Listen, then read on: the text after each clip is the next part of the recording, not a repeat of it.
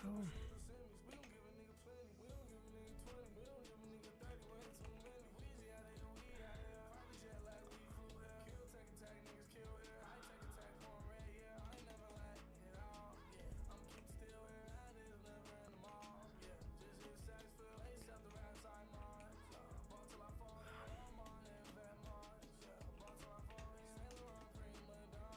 nice. Ramiro, how's it going, man? How you doing?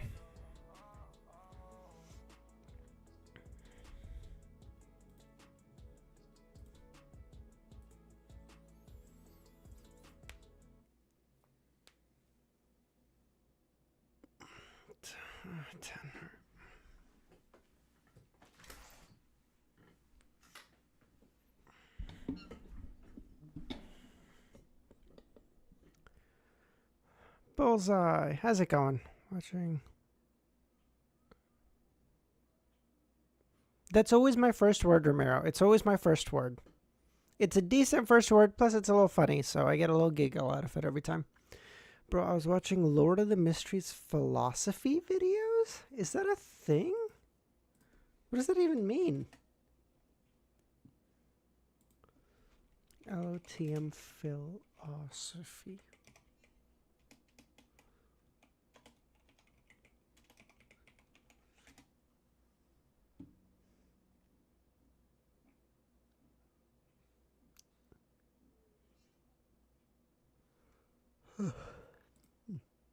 I'm on laptop this time. How's it going, Yark?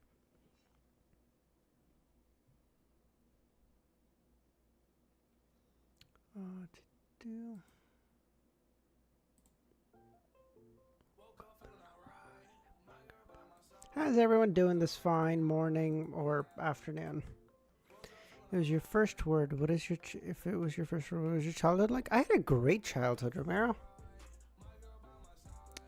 I wanna get high. It's gonna be a good day. Woke up feeling alright. My girl by my side, and I woke up high. It's gonna be a good day. Ice, lightning, sun, fire. Like, no. My girl by Nagato, how's it going, man? I thought you said, aren't you in? You have math class, no? Bandos, glaze, scrap, lone pursuit. He made a really interesting philosophical video, but I don't watch. But don't watch. He talks about a lot of spoiler stuff. Oh, I see. Justin, how's it going, man? Oh, okay. Sounds good, Nagato.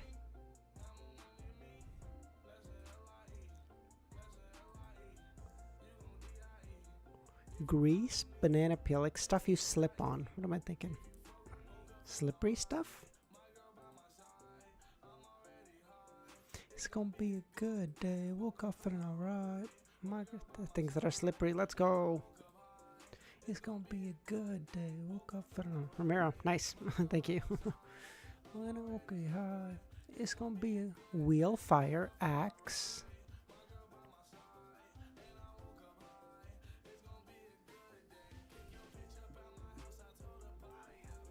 Thanks for the top and thanks for coming by, yeah. Thanks for the top and thanks for coming by, yeah. Axe? Old school. I was thinking like old, sun, fire, lightning, volcano? What would it even be? Natural producers of heat. Okay. York, I used to RP as a chef. In my childhood, it was filled with eating dirt mixed with leaves with friends. Yes. Alright, yeah, that's what, there was a study done recent, well, not recently, but like a little while back, that kids are getting way sicker nowadays as they get older because we don't allow them to, like, I mean, like new parents don't allow them to play outside as much, and they're like, oh no, like, be a lot more neater, be a lot more whatever, and that forces their immune system to just not develop to be as strong. Cut, drop, glaze, scrape, Scrap? What is that? No. Okay. So, scrap, glaze, cut, kiln. Nightwalker, how's it going, man? Fuck. Cancel as a project. Oh, okay. Scene in Pottery Studios? What the fuck? All right, let's get this started. All my younger cousins never go out. Bro, it's tablet 24. Dude, it's unironically true. Early stream today? Hi. Nope, this is normal time. Yeah, no, dude, it's crazy. Kids don't ever go out. They're just sitting on their iPad or like mom and dad's phone all fucking day. And like, it's hard for me to judge them because like, shit, I don't go outside too much. I mean, yeah, like I go running and I go to the gym and stuff, but like, in a real sense, I read that as scrape, not scrap. Oh, shit. All good, Rabia. Together, we got further than I normally would have anyway, so I'm not complaining. All right, let me just get music started, and then we'll get this. Thank you, Justin. All right. You guys still, just to confirm, you guys prefer this one, not this one, right? I explore mountains. Yeah, like I go rock climbing. I go to the gym. I run. Like I'm pretty healthy, but like, you know, it's different for a kid, right? Because kids don't do it to be healthy. Kids just, well, at least when we were young, you just did it because it was fun. You didn't have anything else to do. The fuck was I gonna do? Sit at home all day? No shot. Klein circled the lawn behind Leopard's house a few times on a bicycle the inventor had just completed. Oh shit. It's not bad. It's just as I expected. There's no need to make a lone standing bell. The cyclist won't be able to have a free hand when they encounter a situation. You can combine the bell to the handle. This will make it much simpler and more adequate for situational developments. Klein's right hand clasped the brake down, slowing the bike down to a stop. Meanwhile, he placed the bell in his left hand to its original spot. Leopard thought for a moment. Yes, that's right. I was simply imitating the bells of a carriage and forgot that it's a brand new mode of transportation. At this point, he looked at Klein, who was getting off the bike with great familiarity as he placed it on the rack. You give me the feeling that you've ridden a similar type of transportation before. You rode it very well. I'm sure all the other bikes on the market are very flawed and very different from my bike. And then I go play soccer because I want to hang out with my friends. Health was... Yeah, exactly, yeah. I was still surprised that Roselle didn't. Well, yeah. In fairness, Roselle couldn't do everything. He gave like a lot of he gave a lot of manuscripts and like a lot of designs and stuff, but he couldn't do everything. At some point, something was just gonna slip by, right? Even something pretty obvious was just gonna slip through the cracks. I played soccer because of Inazuma 11. Oh, I never saw this. Good morning, Chris. How you doing?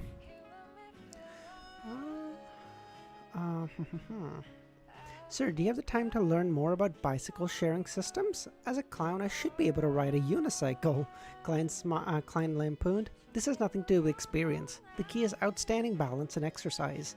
He quickly changed the subject, but based on your introduction just now, the production cost is quite high. And it's quite at odds with our product's market segment. You have to come up with a plan as soon as possible to reduce costs. And you have to understand that nobles, magnates, and other people of high class will definitely not choose to ride our bicycles.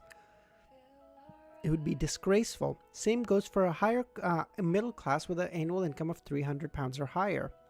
Our target audience are clerks, postmen, and so-called working class aristocrats who earn between £70 and £300 a year. I hate soccer, man. The constant clumsy bumping dislocated my shoulder once. Jesus.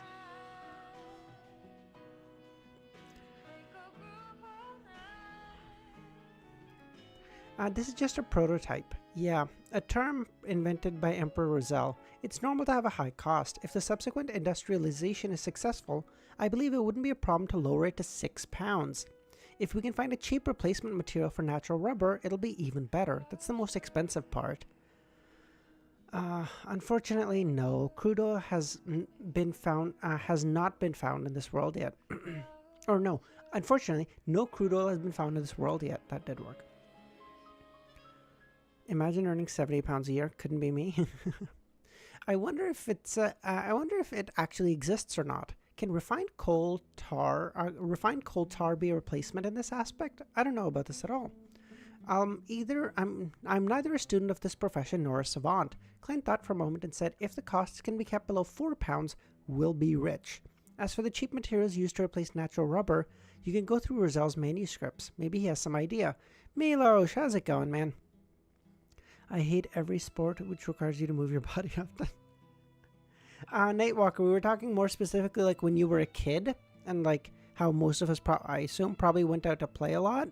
Whereas nowadays, everyone just sits at home on like tablets or iPads or like mom and dad's phone or whatever. Leopard said before he suddenly added, speaking of which, I remember that there was an Emperor Rozel Memorial exhibition at the Royal Museum next week. It's organized by the Church of God and Steam and Machinery. Rumor has it there will be original blueprints of Rozel's inventions and all kinds of relics.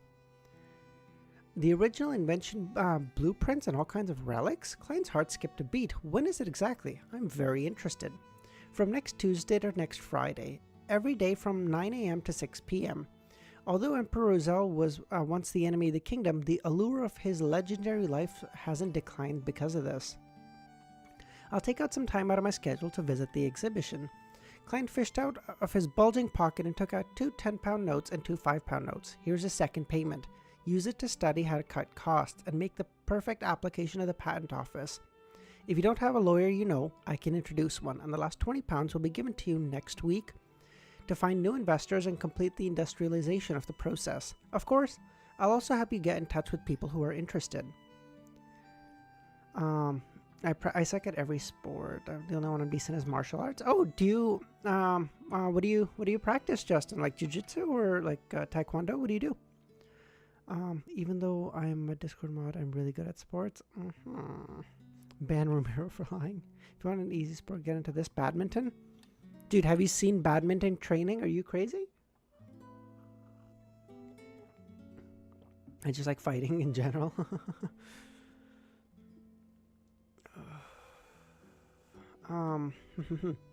He never had thought of monopolizing the profits of the bicycle. First, he lacked the money for mass production, and second, he believed that he lacked the social connections needed for industrialization, promotion, and sales.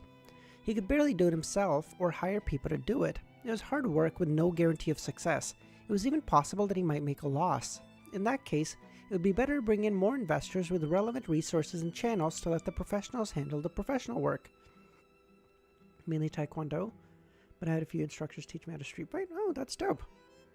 Plus, Taekwondo is super fucking handy, right? Because even in a street fight, because you're kicking, which means generally, as opposed to punching, your range is so much better. Like, you can just keep the other guy at a distance. You just keep kicking him in the knees enough, and everyone just goes, oh, fuck it, I'm not dealing with this. This sucks.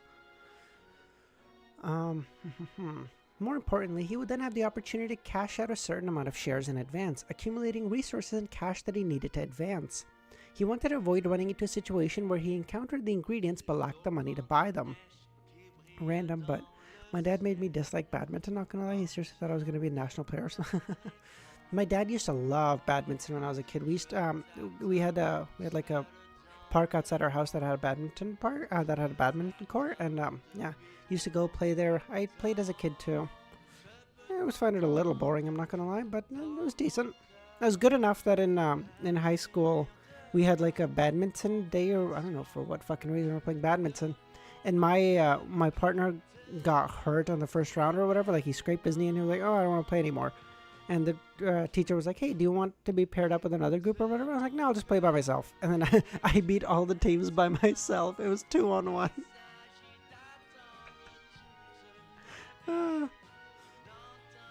That was fun. Everyone was like, what the fuck is happening here? Besides, I have no intention of becoming a bicycle tycoon. My identity is sensitive. I should stay away from things that might draw attention to me before I become a faceless. I'm acting as a magician, not a businessman or a factory owner. Klein sighed in his heart. I know several lawyers. Why don't you go to the bank and apply for a loan? When we get the patent, I'm sure a bank will loan us money, like the Backland Bank or the Varvat Bank. We're not just bringing in investors, but resourceful channels, connections, and skills. Do you understand? He then put on his hat and said, when you've applied for a patent, send me a letter. You know my address.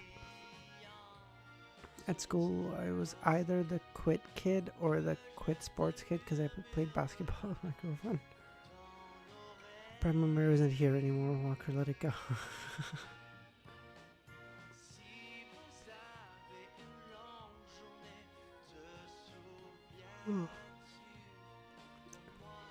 On the Sonia Sea stood an island with an extinct volcano. Oh, is this the Beyonder gathering? One by one, ships with mats and sails approached the shore, crowding up a reasonably sizable wharf. What the fuck is a wharf? Wharf. Level...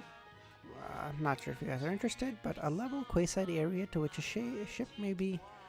I thought this was just a dock. What the fuck? I don't know if you guys are interested, but when I pull up definitions and stuff, or I always pull it up for you guys so that hopefully you guys learn something. The sound of the pirates singing, shouting, laughing, cursing, and cheering filled the air, along with this turning the place into a sea of revelry. The hanged man, Alger Wilson, stepped off the Blue Avenger and climbed a cliff not far away and watched all of this in silence. With the exception of the 4 kings and the 7 pirate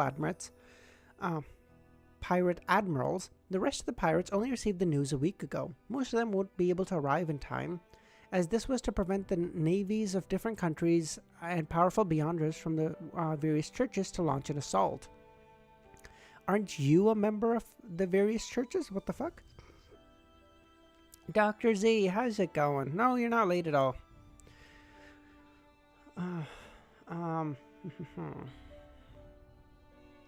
Alger watched the pirates carry out buckets of ale without his attention on them. He knew that the Lone Kingdom had already passed a new generation of ironclad warships, but he wasn't worried about meeting one here. This was because only 4 months had passed, and the advertised invincible fleet still needed more ironclad warships, and different types of ships for support, as well as the time to train officers, sailors, and gunners. There was no way they could create a combat force without a year's time. Even as Alger's thoughts drifted, the pirates on the ship and the wharf suddenly cried out in alarm.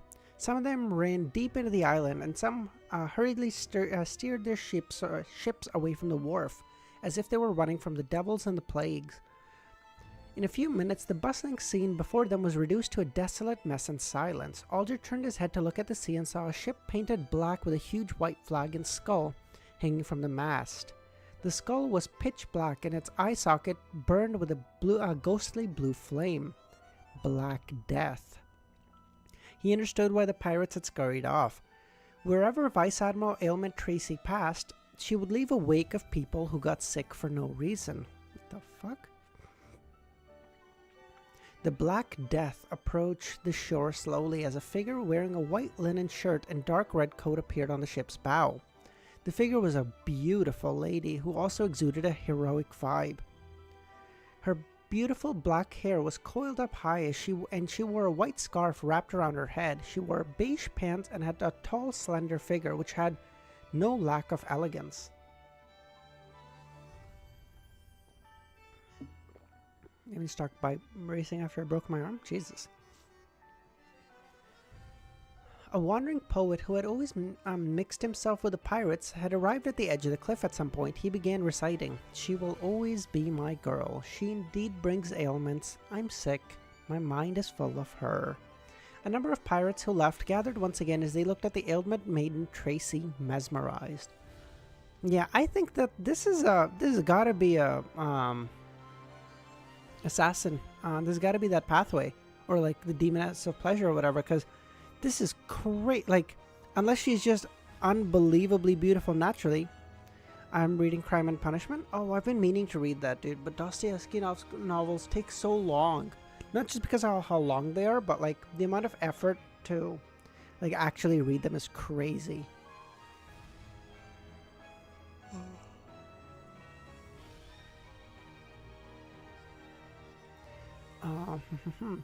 Truly, a bunch of fellows with no future or will. All they knew was hide moments ago, but now they've become seduced by her beauty.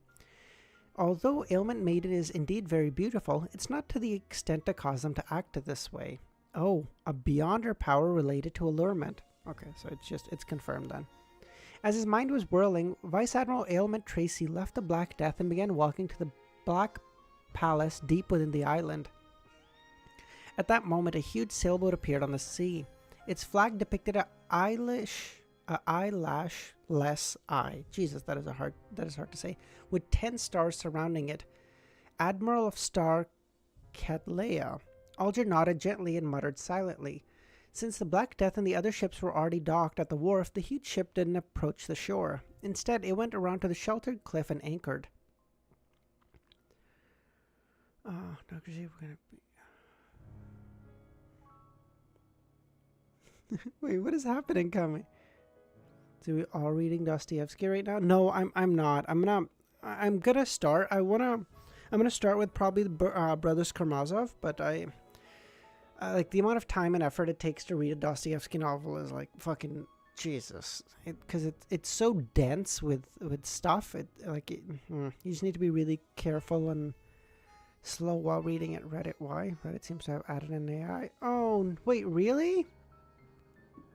Wait, hold on. Reddit added AI? Oh god.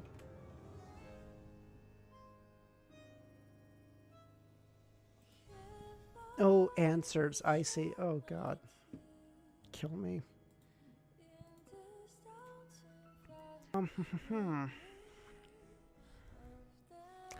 Soon after, the gloomy sky suddenly lit up, and bits of stellar radiance sprinkled down, condensing the air to form a transparent long bridge. It led from the giant sailboat to the palace. A woman stepped onto the long bridge and began strolling through the air.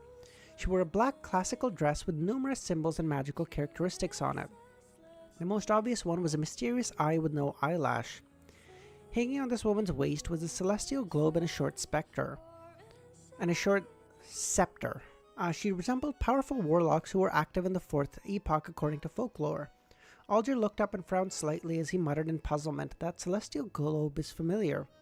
It's like the strange glass I previously obtained. I had no idea how to use it. It eventually shattered after Mr. Fool pulled me in. On the outskirts of Empress Borough, Audrey led with her maids and huge golden retriever, Susie, into her own manor. Miss, the delivery from Enmat Harbor is just ahead, the butler in charge of the manor said. All right, Audrey nodded slightly as she said half-jokingly to the golden retriever, Susie, this is your present. As they spoke and turned a corner, they saw the so-called gift. It was a giant lizard whose skin changed color depending on how the light hit it. It was 3 meters long, and its height reached Audrey's knees, even though it was laying on the ground. There were 2 colossal creatures, enormous enough to frighten a child. Woof! She turned her head to look at them, to look at her mistress, and saw that her expression was exactly the same as hers. Apparently, she didn't expect the gift to be so exaggerated. Remember what else had an eye with no eyelash? I don't think so.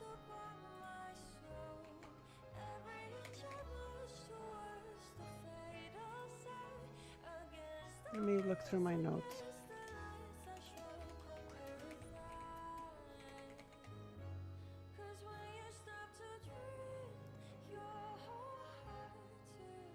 Would it...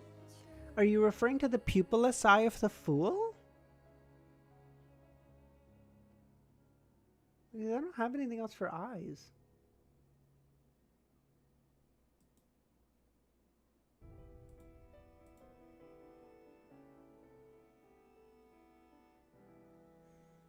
No?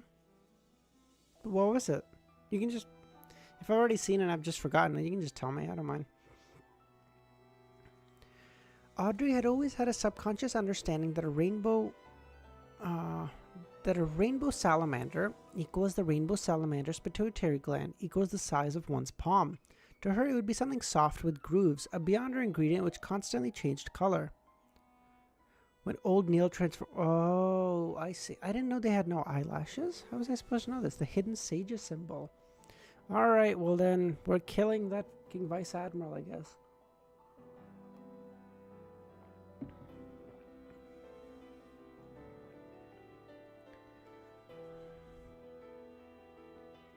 So what did that have to do with the 3-meter-long colossus in front of her? For a moment she was just confused. When she heard Susie's yelp, she snapped to her senses, but she pretended to be satisfied with the result and said to the butler, "This is exactly the animal specimen I need. It's just a little bigger than I thought. Take the servants and move them to the warehouse. I'll study it when I'm free." "Yes, miss." Then the butler immediately instructed the nearby valets, who were fervently looking at their mistress. Audrey looked around and said, and without another word, led Susie into the manor study, using the excuse that she had to focus on writing to return the letter to her brother. She made all the maids she had brought stay outside. You know, I'm starting to think that they're making us read about Susie so much because Susie's going to lose control and they're going to have to put her down. Because it was stated not too long ago that animals lose control easier than people. And I'm just afraid that Susie might lose control and then we have to put her down. But I love Susie. God, I hope not. After the dissection is done, there will be 2 sets of rainbow salamander pituitary glands. A portion can be used to exchange for a Farsman rabbit, just enough to concoct a bottle of the telepathist potion. Audrey gradually recovered from her astonishment and confusion as she began to think about Susie's advancement. At that moment, she thought of a serious problem. She had no idea if Susie had digested the potion or not. If it hadn't been completely digested, consuming the telepathist potion would easily lead to a loss of control. She isn't like a human who can endure through it. Wait, how did she endure through it the first time? Besides, her current intelligence is about that of a 10-year-old. She's already learning words in the loan language, and she wishes to read newspapers and magazines as well as books. She glanced at Susie and said, "Susie, have you completely digested the potion?" "Digest?" Susie returned. Audrey had already told her Susie had already told her what she had taken was a potion, and she had warned her not to tell anyone, or to tell anyone that intelligent animals that could bark or bow. Or bark or meow, rather, not bow. Audrey nodded her head slowly and heavily. It's a strange and unique feeling. It feels like something illusory inside your body breaks down and fuses with your mind. You will vaguely see illusory stars one after another, and then you will become one of them. These stars will attract each other in a bit to fuse one another. Susie quietly listened, then replied, "Then I should have completely digested it. I had a similar feeling before." Susie's completely digested the spectator potion? But no one taught her the acting method. At most, I would occasionally remind her to observe and be more calm. When did you digest it? Last month? Or the month before? Perhaps even earlier. I don't remember. I'm just a dog. I won't purposely remember such things. Just a dog, but you were only a little slower at digesting than me. Don't tell me that when I interact with Beyonders, I'll say that when it comes to digesting potions, I'm just a little better than a dog. Audrey, what are you thinking? Audrey maintained her elegant smile and said, "Very good. I mean, on this matter regarding the digestion of the potion, you did very well." Susie is the natural talent. I'm just a dog. I'm just a horn dog. Returning from Leopard's Palace, Klein took a leisurely afternoon nap, but it wasn't long before he was awakened by an illusory, disconcerting cry. Male, hanged man or the sun? Is it one of the final ingredients for my potion? Klein carefully tried distinguishing for a few seconds who it was, forgot about his anger from being awakened, got up, and went above the grey fog. I don't remember you reading that would happen. Or if the cat, I think we already passed it. What?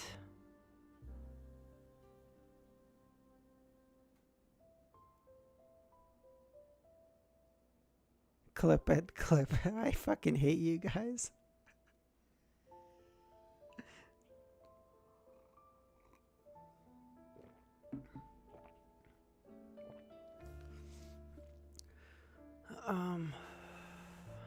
He noticed that the crimson star symbolizing the hanged man was contracting and expanding. Hence, he stretched out his hand and touched it. I've already gathered the dark patterned Black Panther spinal fluid and the spring of elf marrow crystals. Please permit me to hold up sacrificial ritual and seek your help in giving it to Mr. World. Yes, please. That's pretty fast. The Hinkman had said there would be a grand event. It seems like that there would be a grand event among the pirates soon. It seemed like it's not soon, but now. He's always holding back when speaking, never fully speaking the truth. Klein nodded and said, sure. After a simple sacrificial ritual, Alger resisted the urge to ask Mr. Fool if the celestial globe on the Admiral of Stars, Cattleya, had anything to do with him. At this moment, Klein had already forgotten about him and was admiring the two ingredients in front of him. The dark patterned spinal fluid was a seemingly translucent liquid. Jesus Christ. But if one looked carefully, they would discover that its clarity was also divided into different levels. The lower one went, the more transparent they were at distinct levels. God, that is a difficult sentence to read. It fully satisfied someone with an obsessive-compulsive disorder. The spring of Elves' marrow crystals was similar to a faded egg. Its shell was very thin, and it looked like it could easily shatter at a touch, without even shaking. One could still hear the sound of swishing water inside. I should be able to get 300 pounds and a formula clue. My magician is only short the true root and juice of Miss Treant. I wonder when the sun will complete his mission.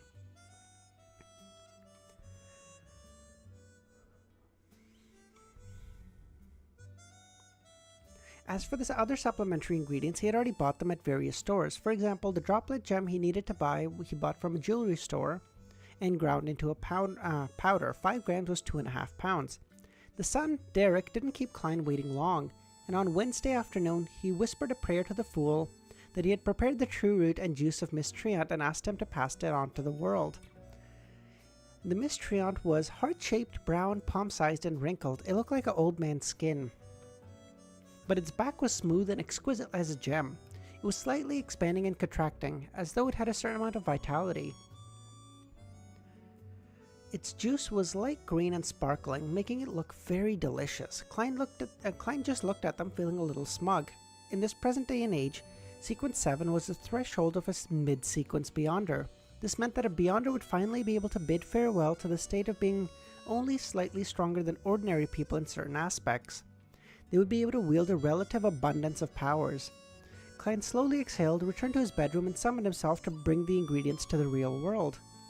He didn't prepare any additional vessels. He washed an iron pot in the kitchen a few times, began to concoct a potion according to the steps of handling the supplementary ingredients before handling the main ones. With the clown's ability to control his body, he quickly finished the first stage and one by one put the dark patented Black Panther spinal fluid and Miss Treant's true root. With a jarring sound, the pale white fog suddenly rose and was forcibly pulled back into the pot by an invisible force. When everything calmed down, Klein poured every drop of the liquid into a transparent bottle that he had prepared. That liquid was rather special. It was as if fireworks were constantly being released from it. Red, orange, yellow, green, and other colors constantly scattered, disappeared, and then reappeared again. This was a magician's potion.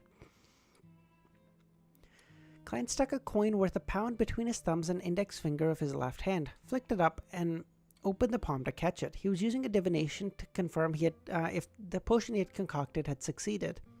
The coin fell, its portrait faced up, indicating a positive response. Let's go! Without any hesitation, he put the coin away, picked up the potion, and walked out of the kitchen. At that moment, the sky was already dark. The gas lamps in the room hadn't been lit, causing the atmosphere to be in complete darkness. Only the light near the oriel window created a gloomy scene. I guess the powers, see if you can divine the powers. Well, it's already said that he's going to get access to spells, right? So, I don't know what kinds of spells, if you're asking me. I don't know, I would imagine like a fire type spells would be cool. Like Fireball.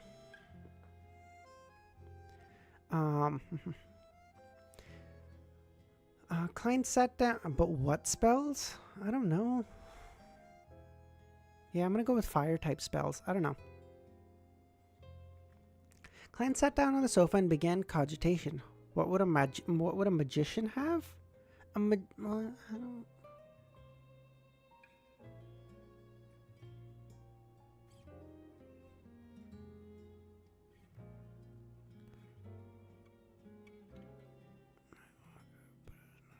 Okay. Klein sat down on the sofa and began cogitation to calm his stirring mind and dispel all the emotions temporarily from his body. After doing this, he raised the bottle, tipped his head, and drank the magician potion. The ice-cold potion went down his throat, and at every moment it felt like countless bubbles were bursting. Klein's entire body was experiencing the stimulation, and massive amounts of information flooded his mind, blooming into fireworks. The veins on his forehead bulged, and his head felt like it was about to burst. However, this wasn't very difficult for Klein to endure. The terrifying ravages before entering the grey fog and the evil roars of the true creator were much more terrifying. Hornacis flagria. Hornacis flagria. The ethereal temptation echoed again. Klein's head expanded and contracted repeatedly before he gradually recovered his thoughts. He began to consciously restrain his thoughts, outline the spherical line, and slowly enter a stage of cogitation. After an unknown period of time, his vision recovered. At the same time, he felt an itch all over his body, with his arms feeling the worst. Klein rolled up his sleeve and was surprised to see that one of his arms was deeply wrinkled, like a centenarian? What is that? Centenarian.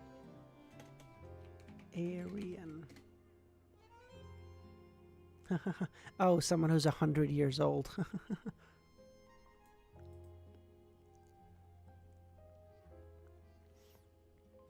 Thank you, Kami.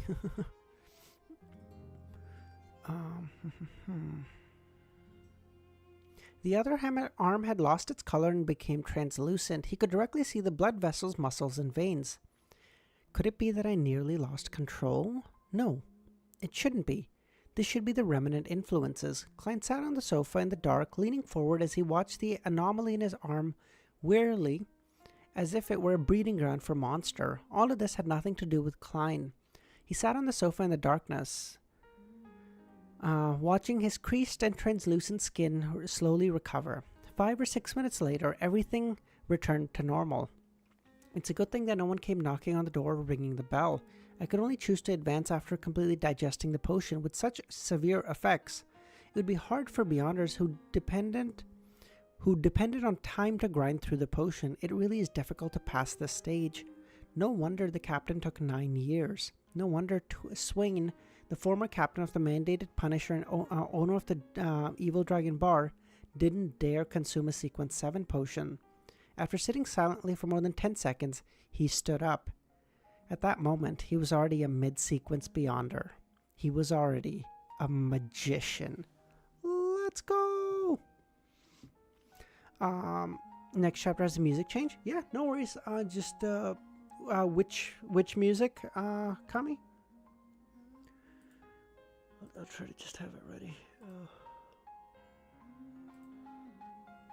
Oh, sealed vessel? Okay, dope. Thank you. Alright, just give me a heads up whenever. Anyway, this Reddit AI is actually good. It's not just slop, it's actually generate posts. Alright, thank you, Kami. Dude, we're making stellar progress. I feel like it's been like 5 weeks since I started streaming. No, not even. It's been, about 4.5. And we're about to be at chapter 300. Let's fucking get it, man. Jesus. He took 2 steps forward and past the coffee table. Klein stretched his body and shook his wrist, but he found nothing unusual. He looked at the gas lamp outside the oriel window, which illuminated the darkness and gloominess, and said to himself, "My hands are more agile and I'm more nimble. But even if I don't have Beyonder powers, as long as I work hard enough, I can become a top magician." This was his first impression of his own transformation. Just like what was recorded in the Nighthawk's records, if a potion provided a special magical power, then the Beyonder would become aware of it after ingesting it. They would grasp the specific details as though the corresponding knowledge would be injected and imprinted into the mind through a mysterious method.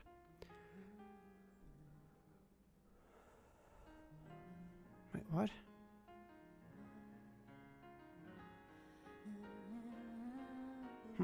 Just now, my head nearly exploded. Klein smiled and shook his head, carefully recalling what he had felt in the corresponding magical spells. It had to be said that Magician was indeed considered a powerful Sequence 7, with it possessing many miraculous abilities that could be cast very quickly. Let's go! We are no longer weak. We are no longer a support class. We are a fucking strong mid-sequence Beyonder, baby! The potion comes with its own set of instructions. Yes, thank you. Among them, there were 3 which Klein valued and liked the most. The most was damage transfer. Oh shit, I know what that is. Okay, that is awesome. That is always a broken ability that like the shittiest, most fucking hacks villain has.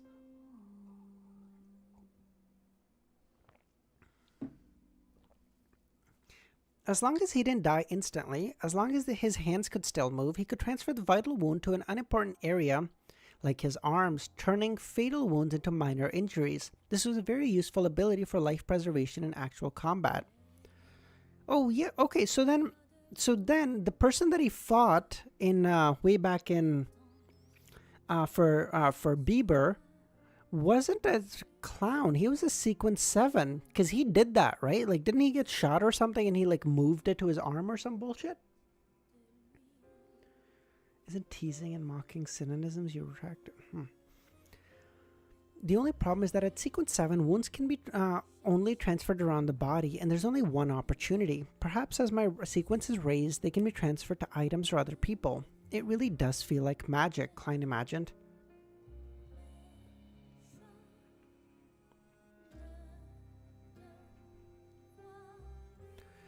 The second spell was Flaming Jump. Within a range of 30 meters, he could phase between a fire spark that he had left behind and any flame that existed. It was similar to transportation, which seemed to gain its uniqueness with help from the spirit world. Excuse me? Hold on. I just want to understand. I just want to make sure I'm understanding this right. You guys can correct me based on if what I'm saying is right.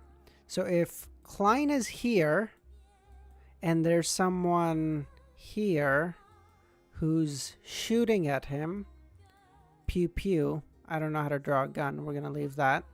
And there's a flame here. Klein can just TP over here in an instant.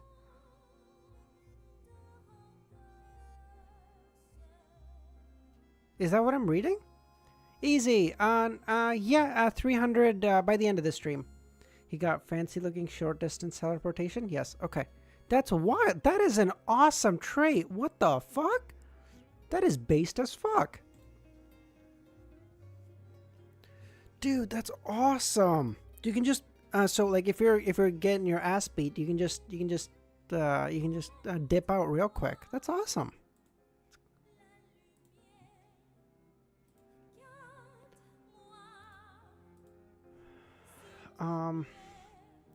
Or he can jump to a gun because when it fires, it makes a spark. Oh, that's really clever. He needs a pre-existing flame though. Well, that's no problem. First flame will burn Klein, and Klein will come out of the flame. Interesting. Magician is really misdirection based Beyonder. Yeah, clearly. That's awesome, dude. Dude, that's awesome. Okay, holy shit. Where was I? Well, it can be used to its fullest when performing magic. Klein mocked himself inwardly with great satisfaction. I was originally down for a simple fireball, and we got this instead. This is so much better. Dude, I said the same thing. I said he was gonna get fireball. The third, more importantly, as he digested the potion and raised his sequence, the range of flaming jump would increase significantly. Whoa. The third type of Beyonder spell was air bullets, which Klein had seen the suited clown from the Secret Order use. Oh, that is awesome. Okay, yeah. You were kind of right about fire spells? Yeah, kind of, but like in the most vague, not really sense, so I'm not gonna take any credit for that. Wouldn't jumping from the spark of the gun just make you get shot? Well, I guess not if you, well, I guess you'd have to time it really well, because you'd have to time it after the bullet's been fired. After the bullets left the chamber, you then TP there, and you'd be fine, but you do it too soon, yeah, you'd get shot. That would suck. The third type of spell, yes. The magician could produce an air projectile with power and speed comparable to that of a bullet fired from a custom revolver just by snapping his fingers or mimicking sounds. You're telling me Klein could just be standing there and unironically go, pew, pew, pew, pew, pew. Oh, I love that. That's awesome. Dude, imagine if he had this against Lanavis. He could just stand in the corner and just watch Lanavis jump around at everyone and just go, pew, pew, pew, pew, pew. Oh, God. Furthermore, the effect would improve along the digestion of the potion, and after raising his sequence, Klein suspected that a sequence 4 or 5 could create his own cannonball. Send me the air bullet meme. Oh, interesting, yeah. This way, I don't need to buy more revolvers and bullets anymore. No, I still need to buy one. There are many matters that don't need me to expose my Beyonder powers. Any problems that can be solved with guns isn't a problem. Okay. Is Klein secretly American and not Chinese? What the fuck? Any problem that can be solved with guns isn't a problem? That's American if I've ever heard one. Klein nodded indiscernibly and began to examine the other spells and spell-like abilities. The fourth was paper figurine substitutes. At a critical moment, the magician could temporarily At a critical moment, the magician could temporarily change the paper figurine into him while he swapped places. It was a relatively simple substitute spell that could not only block Fatal Blow, but also weaken the damage from from hexes. Interesting. You know, Inuyasha? Just say, oh, yeah. Okay, I do know. Yep, I do know that one. Yes.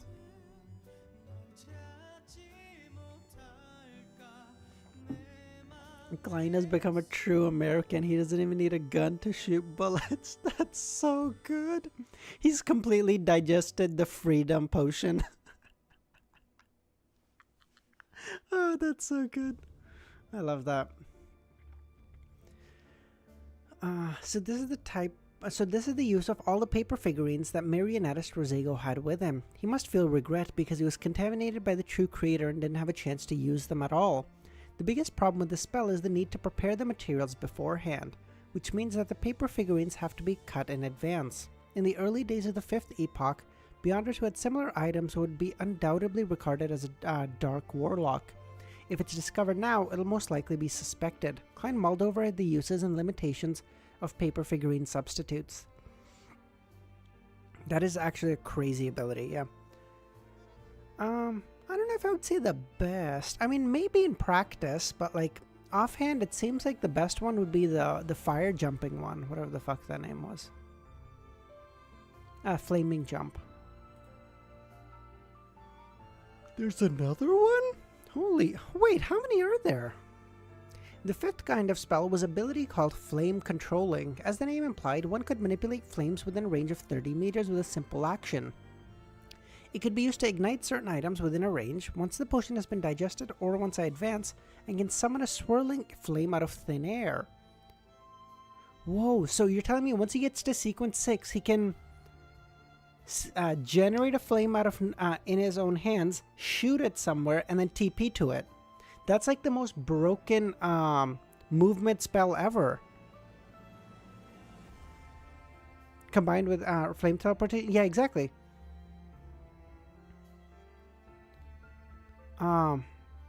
Yeah, that's awesome.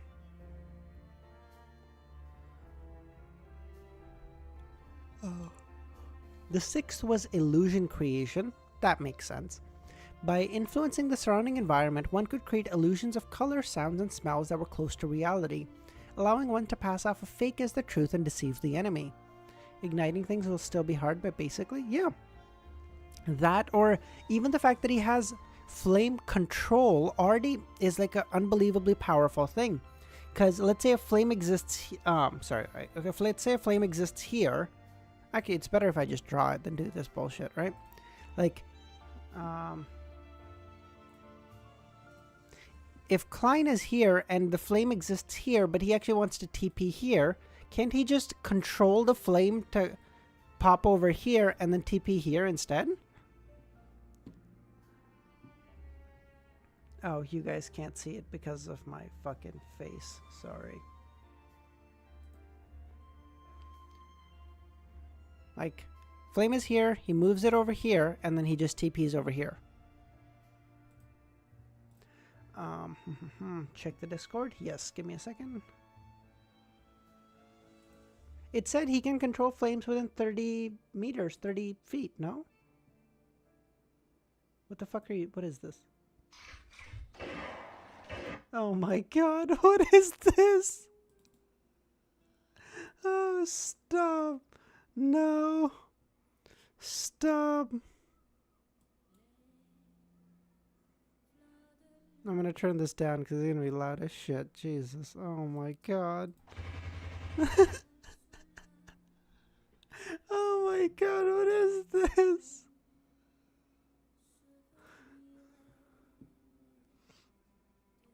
Oh my god. Oh god, that was good. That was very good. Well, let me just close this. I don't think I'll need this in the future. Peak meme, yeah, that's actually amazing. Need something to ignite there, though? No, didn't it just said it can... Flame control. One could manipulate flames within a range of 30 meters with a simple action.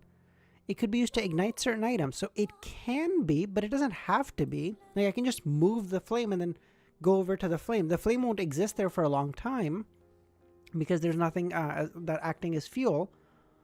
It's more like you can extinguish or make them bigger, like lighting a cigarette. Oh, I see. Oh, okay, maybe. Okay, when I thought controlling, I thought it would imply like moving it, but I guess maybe not. Okay. Okay, never mind. This is the specialty of a magician. Klein chuckled and walked over to the window as he took in the night scene on the street with great satisfaction. The seventh was a fake form of underwater breathing. The principle behind it was to create a thin, invisible air pipe which could allow the magician to breathe freely and seemingly turn into a so-called murloc. Is murloc like a half human, half sea creature sort of thing? It's not like total flame manipulation? Okay, fair. Yes, he said once it digested the potion, he could create flames out of thin air? Okay. The problem was that air pipe had a limited length. At his present stage, he could only maintain it around 5 meters, which meant that if the water depth exceeded 5, he could drown. Of course, this potion's digestion and sequence advancement would result in the growth of an air pipe. The eighth was a spell-like ability, bone softening. This allowed magician to break free from handcuffs, ropes, and chests. That's actually awesome. Like being able to do all that. Air pipe is the best. Air pipe sounds like the worst. Like, I don't think Klein seems to be the type of person who'd be fighting in a shallow pool. Like, where's he fighting? Wait, no, 5 meters isn't a shallow pool. No, I stand corrected. That'd be a pretty deep pool. 5 meters to feet. That'd be a 16-foot pool. Yeah, no, that wouldn't be. The 9. How many are there? I thought there were like 3. We're at 9 now. The 9th was the evolution of the clown's ability to turn paper into throwing knives. This is called drawing paper as weapons. Not only could it turn paper into sharp objects, but it could also temporarily turn into weapons such as bats or bricks.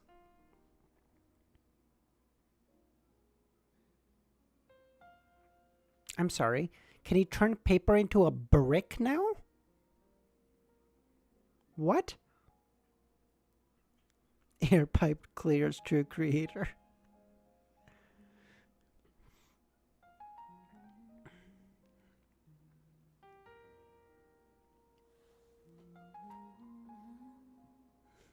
Oh, come on, Romero. You're okay. That seems like it's abusing power here. Come on. What was I gonna... Throw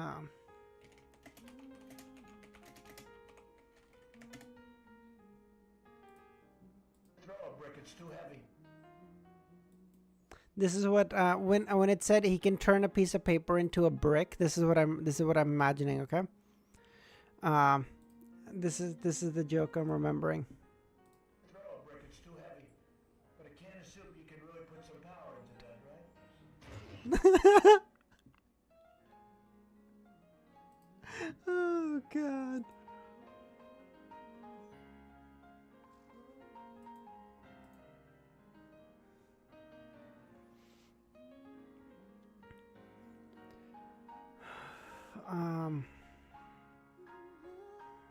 Where was I? There were 9 main spells or spell-like abilities of a magician. Although they weren't particularly strong in both offensive and defensive aspects, nor were they particularly bizarre, they stood out for their variety. It allowed Klein to strengthen and instantly rise by more than 1 level. And his life preservation and means of escape became even better. Moreover, magicians had the ability to cast spells at high speed. This was a sequence of Beyonders who didn't need to chant or inject spirituality. With just simple actions, they could cast a corresponding spell or spell-like ability. In addition, the potion made Klein obtain some tiny tricks, but they weren't very practical. I can barely be considered quite a good Beyonder, Klein silently sighed. Bro, what? No, he just got some awesome powers. Just as he was about to go out for a stroll and get another revolver and replenish his bullets, the gas lamps outside the oriel window, which tainted the crimson moonlight, suddenly turned deeper and darker. Klein looked up in surprise and saw that the dark clouds and mist had dispersed, clearly revealing the red moon, which was a little more than a semicircle. Its outline rapidly turned into a full circle in just a few seconds. It had turned into a full moon that was as red as blood. It had only been 2 weeks since the last full moon. According to the normal calendar, according to astronomy, there was still 10 days until the next moon. This is a blood moon? Klein's lips moved slightly as he muttered to himself. In this world, the changes to the room were both regular and irregular. What the fuck is happening? Are we getting some werewolves? What's happening here? Ordinarily, it was exactly the same experience Klein had in the previous life. However, there were always a few times every year when it would suddenly become round and dark, just like blood. It was a situation that had no logic to it. At times, it only happened once a year, and sometimes 4 or 5. Next, neither astromancers nor mystics could explain the phenomenon or come up with a pattern.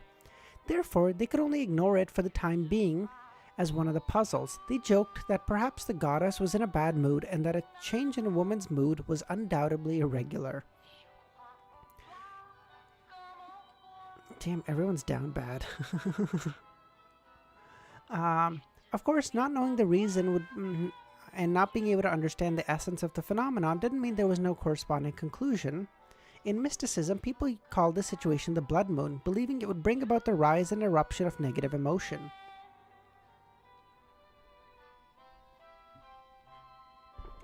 Apparently, even in like retail environments, people always say that on full moons, customers are more crazy. So I don't know if there's like a thing to it, or maybe we've just thought about it that too much. Believing that it would bring about the rise of negative emotion and that it would strengthen the power of the underworld and the spirit world. Even if the dead were summoned, they might be able to climb out of their graves.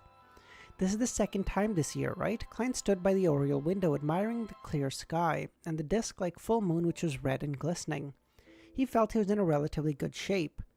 In an apartment in the Sherwood Borough, Forrest Wall, oh, that's why everyone is simping. It has something to do with Forrest, I see, who had participated in a gathering last night, was unable to make it home to the 2-bedroom apartment in the St. George Borough. She sat cross-legged on the sofa in the living room.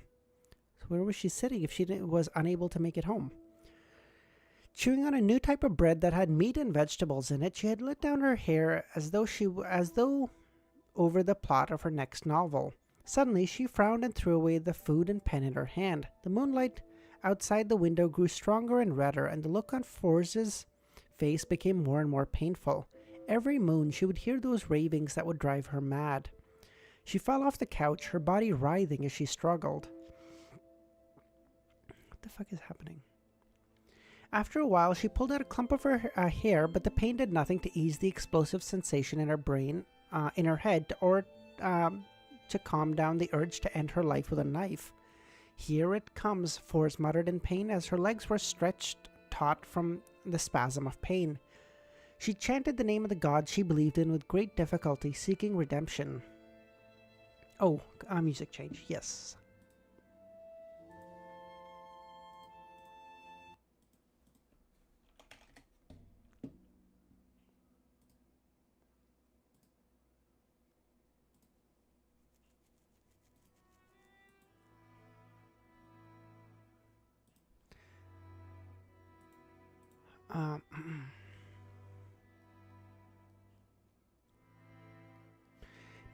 Great God of steam and machinery, you are essential, the embodiment of, you are the artisan, a protector. You are the glory of technology, glory. As she repeatedly chanted, Force's suffering didn't abate and instead grew more intense. She tumbled around violently, toppling the coffee table and sweeping the books on it to the ground. Unable to endure it any longer, Force frantically used her nails to scratch the wooden leg of the coffee table, creating a deep scratch after another along with jarring screeching sounds. Her fingernail broke and her hair was growing abnormally long. At that moment, she felt that she would lose control that very night and become a monster. She had already chanted the honorific of several gods, but she had failed to receive any reprieve. I'm gonna die. I'm gonna die. Hi, Liola. As she writhed around and rolled about, she suddenly saw a piece of paper with the ancient words in Hermes. It was the mysterious incantation Geo had found in the history of the Lone Kingdom. Is she gonna... Oh, she's gonna pray to the fool! Hold on! Even if it's an evil spirit, as long as you can help me, I'm willing to accept. Such a thought flashed past Force's mind. The fool that doesn't belong to this era, the mysterious ruler above the grey fog. You are the king of yellow and black who wields good luck. Save me. Save me. Holy shit, is she gonna become a part of the tarot club? Oh, no wonder you guys like her if she becomes a part of the tarot club. But I'm more upset. I'm upset that Geo doesn't get to join then. What the fuck? I really wanted Geo to be here too.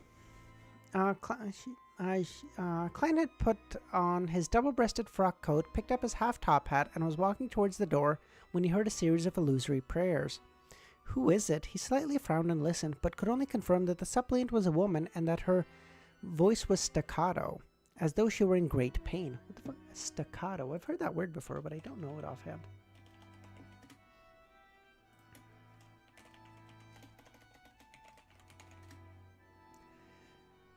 Staccato, performed with each note sharply detached or separated from the others.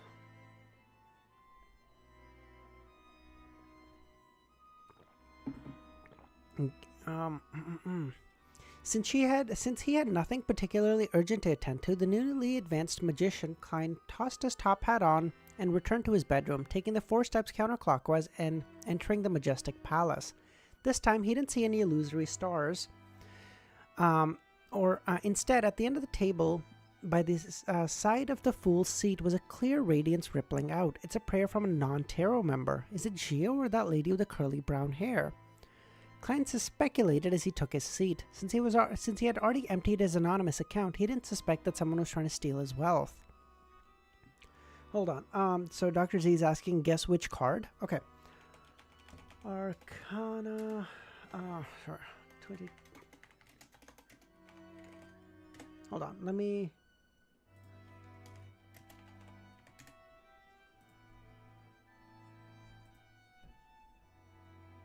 Okay. Okay, so not this one. No, I doubt the magician. What is Force's pathway? I forget. Apprentice. Okay.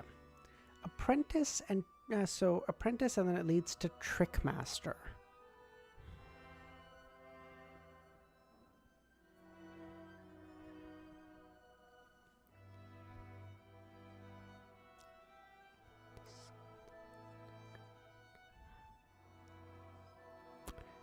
Maybe the magician, actually?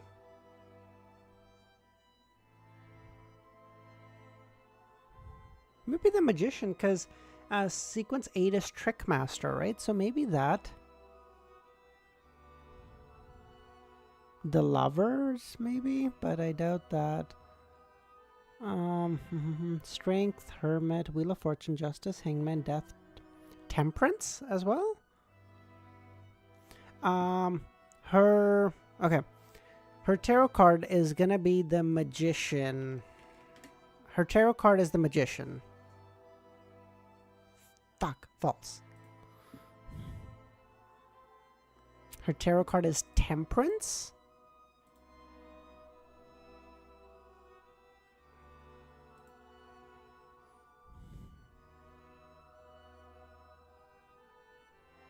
Judgment.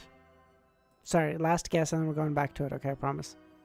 Judgment. We're going with Judgment.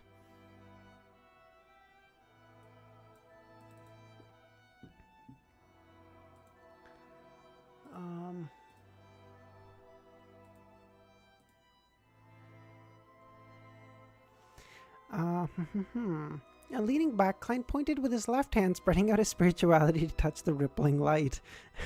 The scene around him suddenly changed as he saw the overturned coffee table, slanted sofa, and books and papers strewn all over the floor, and a woman writhing in pain.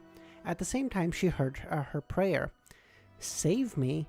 From the looks of it, she seems to be losing control. Her hair is growing longer at a discernible speed, and her skin is covered with a layer of sinister white light.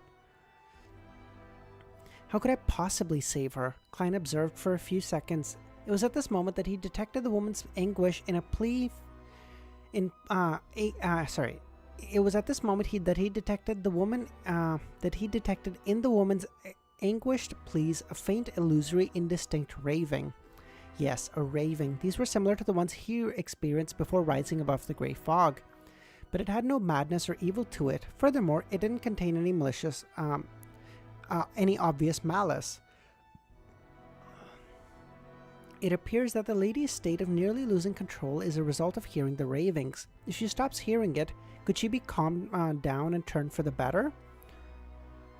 Following that, he allowed his spirituality to gush out of his body, establish a firm and mysterious connection.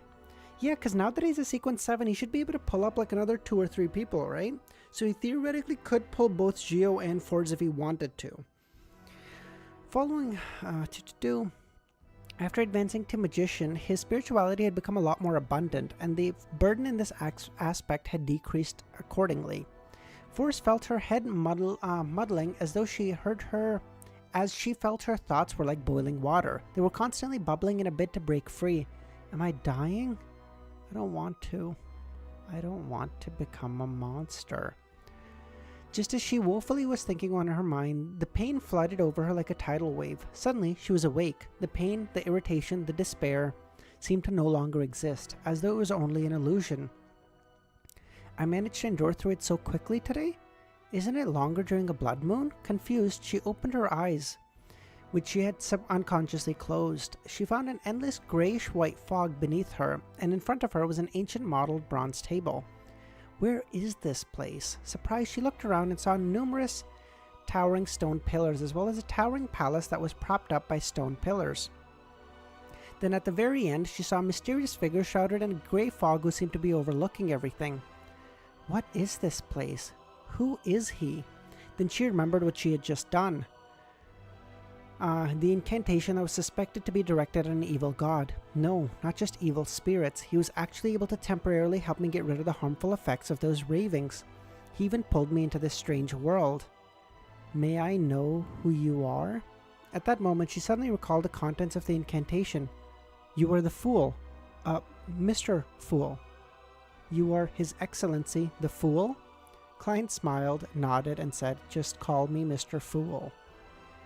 As he spoke, he noticed on the back of the chair that Forz was sitting, the symbols and mysterious patterns formed by the shining stars were rapidly changing. In just 1 or 2 seconds, the interior of the room was covered with layers upon layers of doors. Numerous illusory doors of the kind were formed there.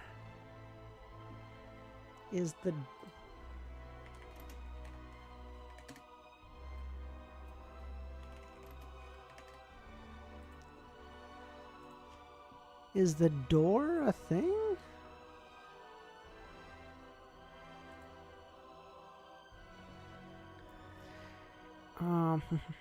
Door. As soon as Klein saw the symbol, he immediately associated it with Mr. Door and Roselle's diary. During a full moon, the other party would come close to the real world and let out for cries of help.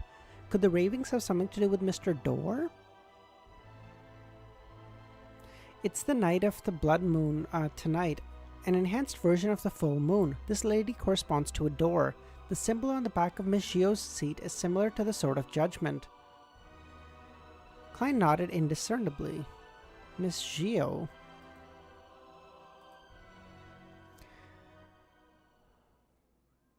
Through this, he confirmed that once a stable connection had been established, that if the other party was a Beyonder, the symbol behind them would change according to their actual circumstances. They didn't have to necessarily join the Tarot Club and could come to the mysterious space above the grey fog at fixed intervals. At that moment, waves of shock rose up in Forrest's heart. The Fool. It's indeed the Fool. The honorific name points towards a powerful existence. What does he want? Does he want to make a transaction for my soul? Can you guess what kind of power can be represented by the door?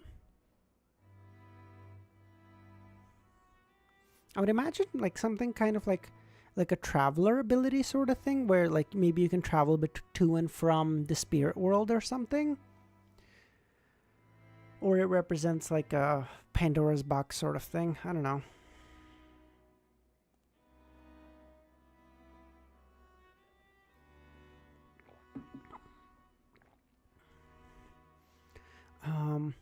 At least it's better than losing control from those ravings. I guess I managed to claw my life back. Whatever happens in the future would just be a bonus. While she was lost in thought, she suddenly heard Mr. Fool say, you hear ravings from nowhere every full moon? How does he know? She looked over and replied in a daze, yes. Do you know the origin of those ravings? Do you know who is trying to harm me? Do you know how to solve this problem once and for all? He is a miserable wretch who was lost in darkness and trapped in the storm.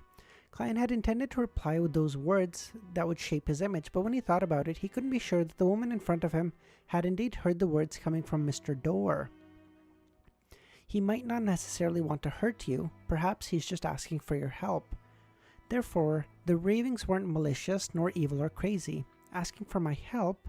But those ravings pushed me closer and closer to losing control. If you hadn't helped me, I might have become a monster by now. Klein grinned and said, that's because you're too weak. I'm too weak? Forrest was stunned, at a loss. The difference in your life's natural order and his are too great. Perhaps just by breathing normally, the storm brought by him can rip you to pieces. Perhaps just a glance from him will cause you to die on the spot. Of course, if he purposely controls his strength, it's not that he can't communicate with you normally. However, his voice might need to pass through layers of obstruction to reach you.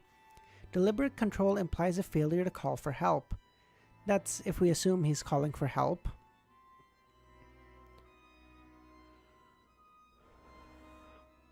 The difference in our life's natural order is too great. I would die just from a glance? Forrest was stunned at what she had just heard. After quite a while, she forced a smile and said, "This reminds me of a saying. Do not look directly at God." I think Mr. Forrest is what Alger thinks the Fool to be. Like he's some kind of evil god or some kind of trapped something that's asking for help. Like Mr. Door could just be like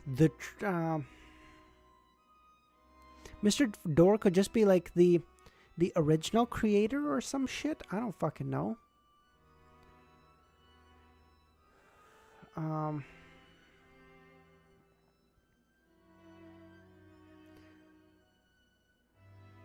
How could Mr. Door be?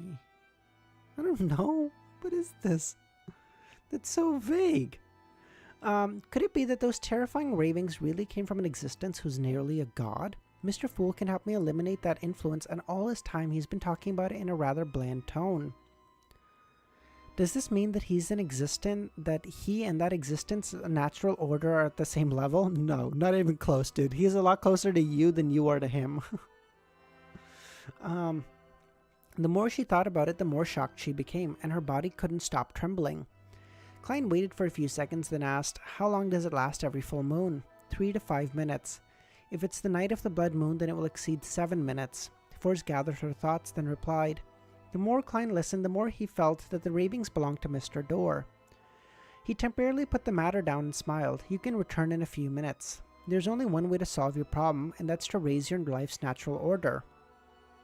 Forrest hesitated for a moment before saying, "Whenever I encounter the full moon, can I recite your name? I will be your devout follower." "No, there's no need, but I don't mind helping you along the way." "Thank you so much." Although she suspected that she was dealing with an evil god, she no longer wanted to experience the same painful nightmare as before. After confirming this matter, she relaxed a lot, noticing there were a lot of seats nearby, and she said, "Mr. Fool, it seems there are others who come here frequently." "No, they might not necessarily be humans," Forrest added silently. "There are a few people similar to you. I pulled them here for various reasons. They hope that I can hold a gathering at regular intervals to facilitate trade of formulas, ingredients, information, and missions." I agreed to it.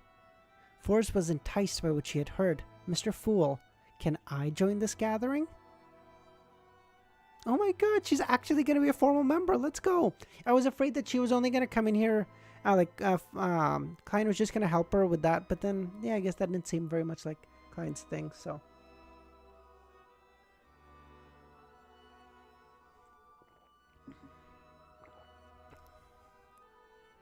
Yeah, that would be my quick start theory. The mythology one, you mean? Yeah, that's what I'm imagining. Like, maybe he's like, how would I put it? Like, maybe the original creator was kind of overthrown in some kind of sense, and he's like now trapped or some bullshit, and now he's trying to come. I don't fucking know, dude. I'm just pulling this out of my ass here. I don't know. Sure, 3 in the afternoon on Mondays. Remove all disturbances. Klein smiled and pointed at the card that suddenly appeared. They've decided to use the names of tarot cards as their code names. You can pick one of these, but these already belong to someone and cannot be chosen. Let fate arrange my title. Soon she pulled out the card and said, "The Magician." Oh, my original guess. Oh, I'm so upset. That was my original guess. Oh no. Oh, my divination failed. I'm a poser. No more divinations for me. It doesn't work. I'm a failure. Oh god. I'm a fraud. Yes. No, wait, hold on. Wait, what if Ramiro? What if there was outside interference? Hear me out. I'm not saying that was the case. I'm saying maybe. Possible?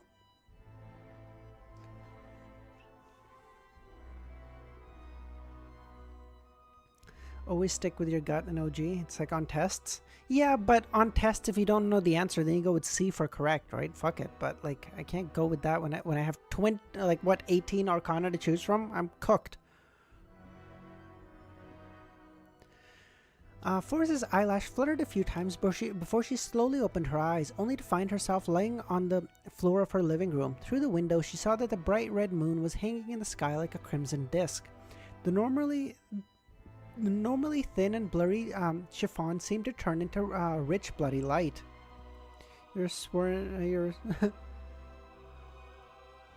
I'm saying Cuttlefish used anti-divination on me. Yes. Okay, hold on. Hold on. Hear me out. Okay. Assume. No. Hold on. Okay. Wait. Oh, wait. Oh my God. Hold on. I've actually got something for this.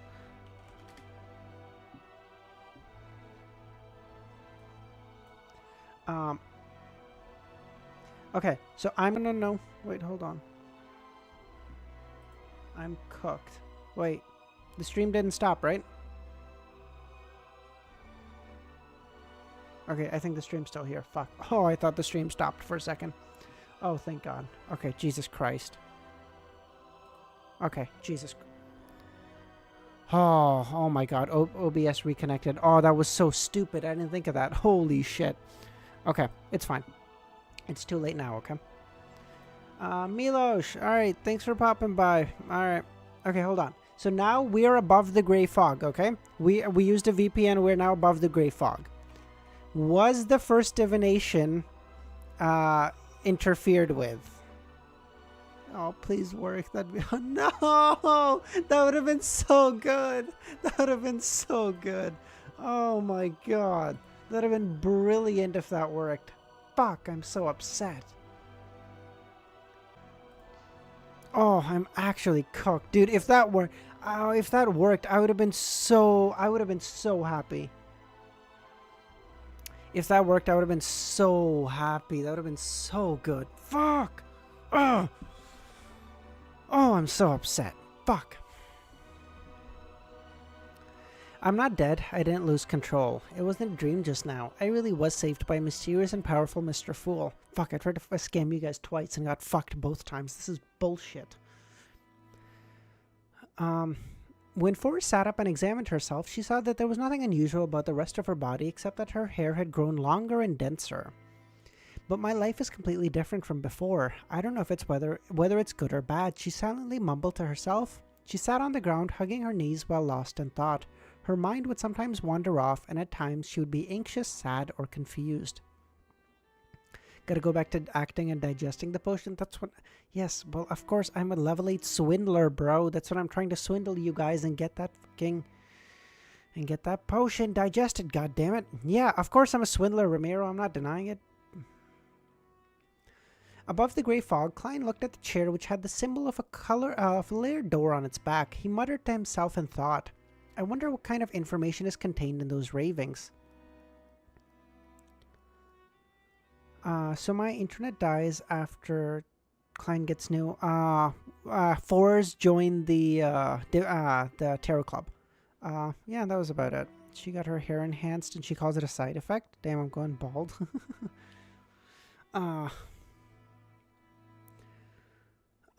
Above the grey fog, Klein looked at the chair which had the symbol of a layered door on its back. He muttered to himself and thought, I wonder what kind of information is contained in those ravings. When she's at a sequence 7 or 6, she should be able to resist the negative effects and hear the contents. If she hadn't grasped the acting method, I can let Miss Justice and the others help me teach her. I have sworn under a holy artifact to the goddess that I wouldn't mention it to someone who isn't already aware. When I advance to sequence 9 and become a marionettist, perhaps I can use a corresponding ritual in the uniqueness of the mysterious space to remotely control her and direct her and see what she does and hears. Jesus Christ, can he do that? That is fucked if that happens. That way I can determine if it's Mr. Door. This gentleman has witnessed the history of the 4th epoch and might even be older than Mr. Azek, who's lived multiple lives. I wonder what strength his I wonder what sequence his strength and level are equivalent to. 2? Even 1 maybe?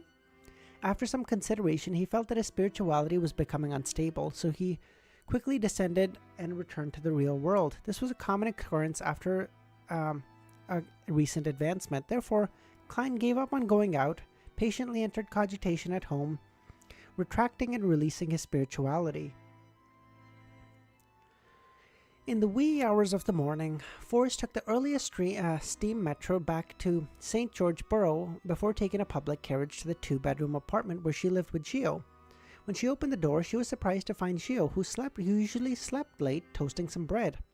The sudden appearance of last night's blood moon gave me insomnia, so I woke up. Forrest, are you alright? Did those strange ravings get stronger?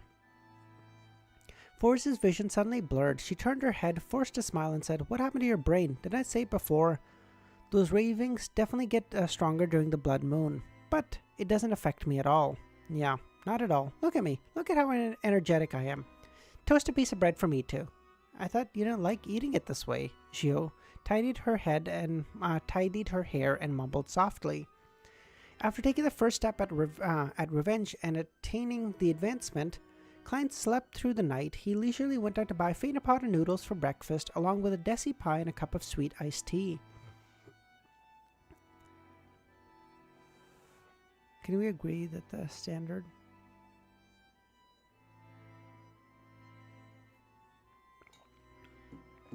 If that's the case, I generally like to think I have good... I like to think I have good logic. It's just there's so much I don't know yet. My answers are almost always wrong.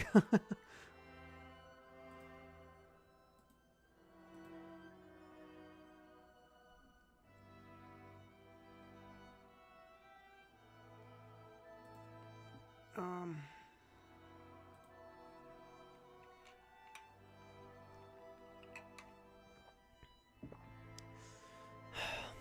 After taking his first, a quick scan revealed that the headlines of the Tussock Times read, "Night of the Blood Moon, the killer demon strikes again." Again? Klein quickly flipped through the front page and the other newspaper and saw many similar titles. The 11th case, the police are helpless. The cold-blooded killing demon has once again made a clear mockery of the police. The atmosphere of panic is spreading through Backland. The Nighthawks and the Punishers must all have headaches, right? To be honest, he had the urge to catch the killer. Back on Earth when he was weak, he would often daydream about being a person to uphold justice and punish evil. But now, as a Sequence 7 Beyonder, he felt sorry for his past dreams due to his choice of not being a superhero. What? What a pity this case has already received such a high level of attention. If I were to join, that would mean I'm just waiting for my identity to be exposed. I have to be rational. Furthermore, according to the Sun, the culprit is highly likely advancing from 6 to 5. Although I won't be afraid of him, I might not be able to catch him even with the new spells and abilities I gained. It's quite risky. After thinking about it, Klein chose to follow his deepest belief and remain an ordinary citizen. He believed that with the strength of the few churches, if the killer was to continue, there was a high chance of them getting caught. I'm not gonna lie.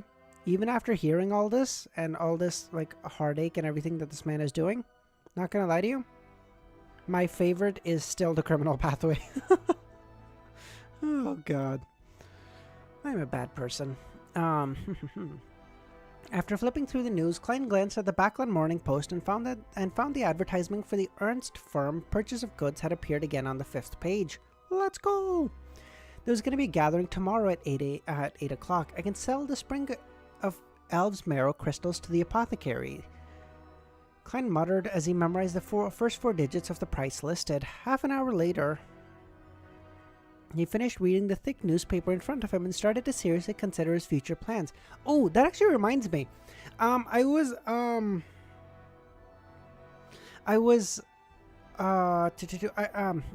messaged on the VOD of when I finished Volume 1.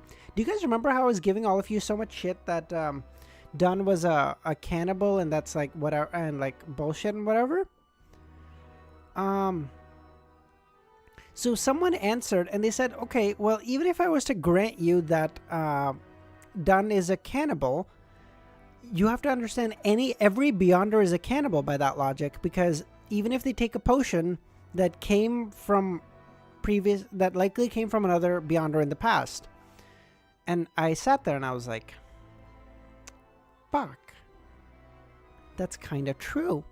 So can I say every Beyonder's a cannibal? That doesn't rationally hold up. So, you know what? I'm going to say, you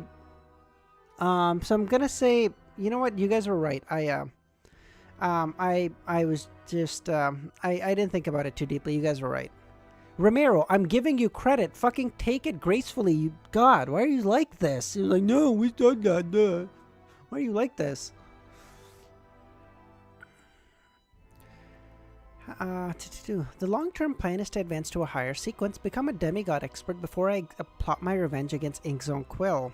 I'm for real. Okay, man. A midterm plan is to find the acting method for magician. I'll slowly summarize the corresponding principles to observe, so as to digest the potion bit by bit. During the process, I'll start my search for the characteristics of a human-skinned shadow, hair from a deep-sea naga, and a thousand-faced hunter's blood and mutated pituitary gland, as well as the means to remove an evil god's corruption from an object. The Beyonder ingredients for Sequence 6 each cost around £1,500. That's very expensive. In addition, I need to obtain a mystical item that's focused on attacking or controlling. Although a magician is very powerful, most of the Beyonder powers are used for life preservation and escaping. In a corresponding environment, the strongest attack is that of a custom revolver. The only boon is that it takes is how it takes others by surprise. It lacks the means to control an enemy. Short-term plan. I'll be cutting up some paper figurines and making preparations for my powers. I'll visit the circus in the afternoon and find a way to relax for entertainment. I can try to gain inspiration from for the acting by observing ordinary magicians. Yes, I saw in the newspaper that there's a few permanent circuses in Backland. So he got this, about, like, basically chapter 2, like 300, basically, because like 295 or something, right? 130-ish chapters, 140 chapters away from here, so it'd be like 430, 440. He'd probably be getting sequence 6 Faceless. Okay, cool. Yes, I understand that he got his potion 4 seconds ago and I'm already thinking about the next one, but that's just who I am, okay? Sue me, I don't know.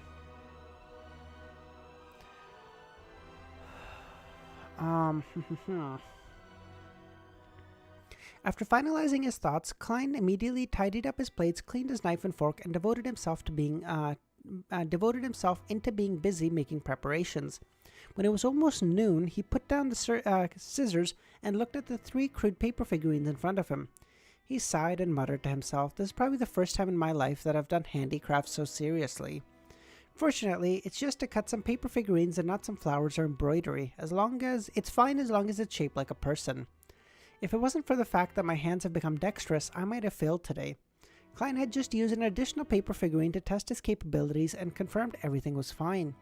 He folded the paper figurines, hid it in a stack of notes, and put them away into his pocket. Just as he was about to go out and enjoy a meal at a slightly better restaurant before heading to the nearest circus to watch the performance, the doorbell suddenly rang, and the pleasant jingling sound echoed in the air. A job? The advertisement I posted should almost be done with this listing period. Wearing a starched shirt and a thin, warm sweater, Klein came to the door and grabbed the handle. Is he gonna, Is he gonna put out another advertisement? Because he should. They did really well for him.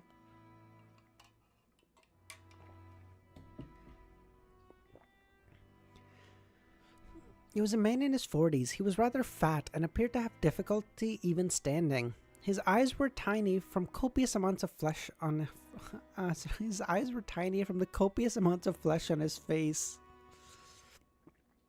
His skin was rough but very white. He had a gentleman's cane in his hand, and he was very tall and a large hat on his head. Money? Like as in, like he has 30 pounds, because it was 30 pounds for a month, right? So he has 30 pounds. He's doing okay for money right now, as I understand. Even though Backland was cold in October, the man's forehead was dripping with sweat. Beside him were 2 attendants in bright red coats, supporting him from both sides. New customer equals more money? Yeah. Oh, I see. Oh, you're talking to this guy. Plus, this guy's got to be rich as shit. Jesus. If this is the case in, like, Victorian era England, do you understand how rich you have to be?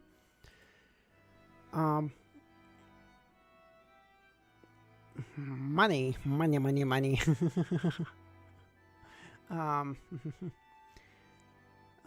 Good afternoon. The weather is truly scorchingly hot. The fat middle-aged man took out a handkerchief and wiped the sweat off his forehead. Good afternoon. Is that something I can help you with? You are Detective Sherlock Moriarty. I have something I want to entrust you with. I forgot to introduce myself. I am Rogo Coleman, a jewelry businessman. Please. Come on in, Klein smiled. Rogo stepped in with heavy footsteps and sat down on the sofa, causing the old furniture to emit a resistant groan. Why is Cuttlefish so mean? He wouldn't let Dunn and Benson's hairline go. This guy sat down on a sofa and he's like, "Oh, the furniture creaked. Why is he like this? Oh my God, he's so mean." What is it exactly? Klein took out a copper penny and daftly rolled it around in his fingertips. Do you know how expensive the potion he just drank was? Becoming a Beyonder is the fast way of going broke. I mean, that's true, but he also has like so much. He has assets that he could sell, right? And I don't mean like physical assets. I mean in terms of like, he has so much knowledge of Beyonder stuff that he could sell it for so much money.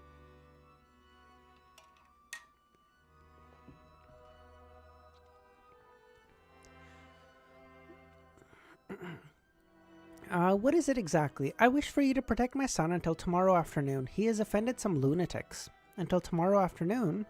Why not call the police? Have you found a solution? A dole got into some bad company and was led to do some bad stuff by them. It's nothing too serious, but once that can land him in prison. Unless it's necessary, I don't want to call the police. He's recently had a falling out with those bad friends of his. As a result, he suddenly broke down and kept yelling that those people wanted to kill him. I was very worried, so I hired 6 senior bodyguards from a security company to keep watch. Then I hired another 4 to take shifts watching over a dole even if he's sleeping. But one of the detectives had an accident at home and will only be able to return tomorrow afternoon. Therefore, I can only hire another detective at the last minute. I'm sorry, I can only hire you for a day. Yes, the reward is £10. If you were to encounter any danger, then I'd add more. You'd definitely be satisfied. £10? That's equivalent to a week's salary of Mr. Sammer from next door. I love how, because Mrs. Sammer is like so much like, oh my god, like, we're like upper middle class. We're well to do. Klein has now like inadvertently started comparing himself to them because even though it's not in his nature to do so, the fact that she keeps doing it, it has like, what do you call it? Has like reinforced that behavior in his mind. Not £100 a day, but £10 a day. During the brief silence in the living room, he kept flipping the copper penny between his fingers and said, "Deal." Because he hired 10 bodyguards. Oh, I see, Dr. Z. Yes, you're right. Sorry.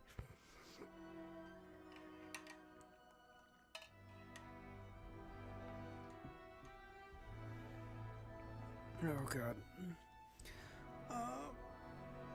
3. Oh.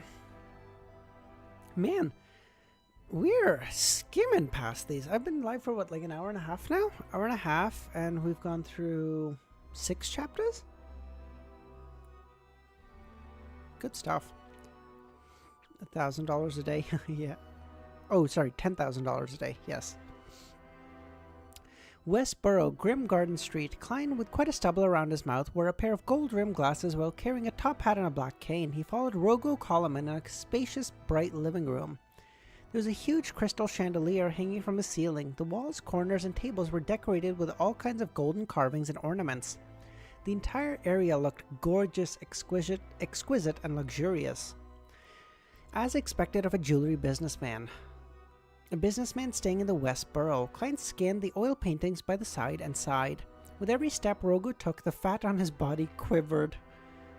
Oh my god, Cuttlefish is so mean. Holy shit. It left people maliciously wondering when his clothes and pants would snap.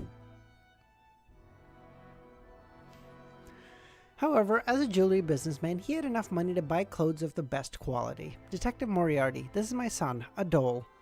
Logo stopped at the edge of the carpet and pointed to a boy who was 15 or 16 sitting on a single sofa.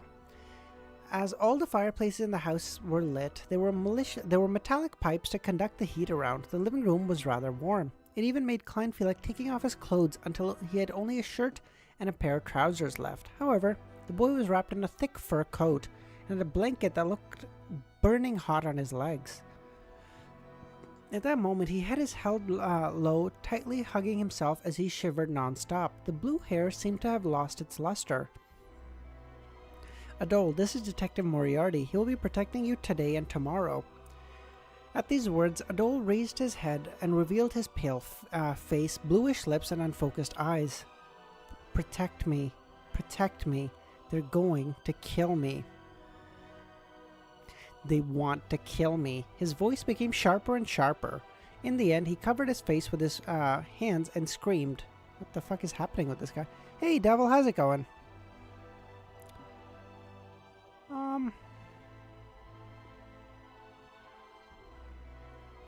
After a few seconds, he gradually calmed down. During the process, Klein had already tapped his molars and activated his spirit vision. He held back the shock that had crept to his face and carefully examined him again. He saw that the color of Adol's aura had been dyed with a deep blackish green sheen. This is a sign of being haunted by wraiths, a possible sign of possession. Adol's bad friends are already taking advantage of him. Or perhaps there was no such thing as bad company at all. Klein quietly reached out, held out Azek's copper whistle, and allowed his spirituality to spread. He thoughtfully looked away from Adol and looked at the others in the room. By the oriel window stood a man in a black coat. He was tall and sturdy, not smiling, and his waist was bulging as if he was hiding a gun. This should be one of the 6 bodyguards. Klein was about to size up another person when Rogo Coleman introduced Detective Kazlana, her assistant, Lydia, Detective Stewart. At this point, Rogo turned around and pointed to Klein, Detective Sherlock Moriarty. Kazlana was in her 30s, had black hair and blue eyes, thick eyebrows. She was probably a beauty when she was young, but now, because of the sagging muscles on her cheeks, she didn't seem very amiable. Can't change the music. Oh, yes.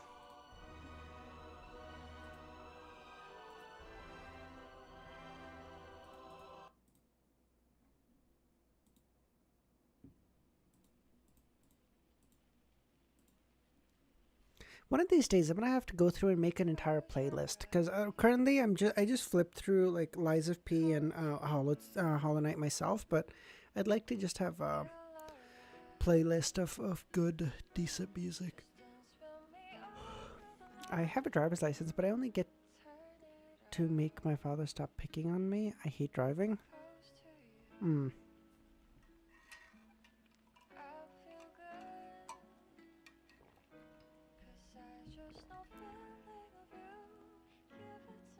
Anyone here got their driver's license? Tell me that I'm not a dumbass for not understanding some questions.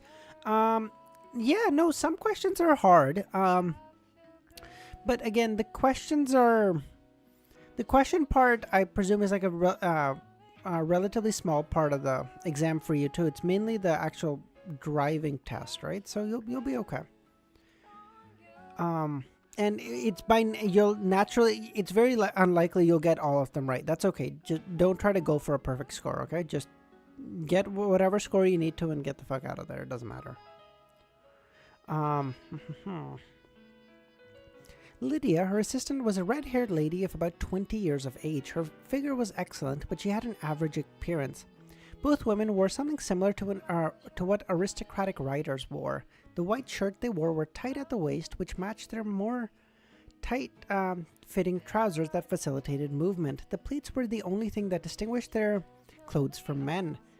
In addition, they provided no concealment for the two revolvers around their waist. No, I never learned anything about driving. I'm just doing quizzes online for now. Oh, okay.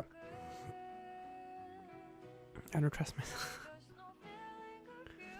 This reminded Klein of a saying from a lawyer Jurgen that the legal possession of a gun was a sure thing for a private detective. This was because unless one was a noble member of parliament or a senior civil servant, it was very difficult to obtain an all-purpose weapons permit. Stewart sat opposite to Kazlana and Lydia. He had a lean face but a bushy beard. His light green eyes were unusually lively. He was about the same age as Lydia and almost as tall as Klein, a little over 1.7 meters and weighing 140 pounds. Who is Lydia? Lydia's like 20, okay. Stewart had an underarm holster and obviously a specifically designed revolver. After exchanging pleasantries, Klein took off his coat, took off his hat, and handed it to the maidservant beside him. Put it somewhere I can retrieve it quickly. There are important things inside.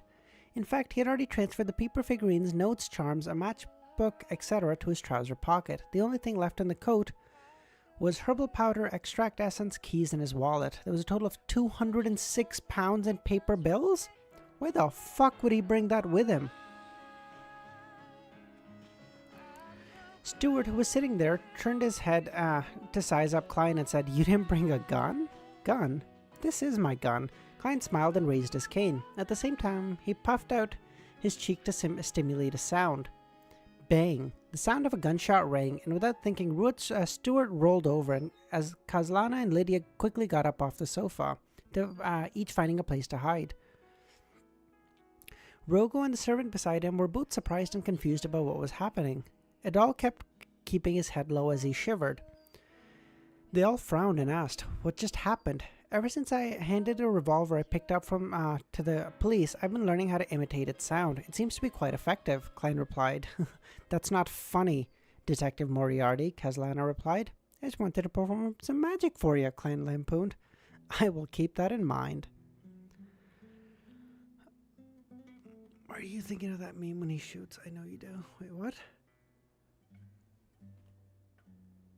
Oh, yes, a little bit username. A little bit, yes. Stuart, who was in the most pathetic state a moment ago, didn't seem angry at all. He patted his clothes with great interest, got up and asked, "Why haven't I heard of you?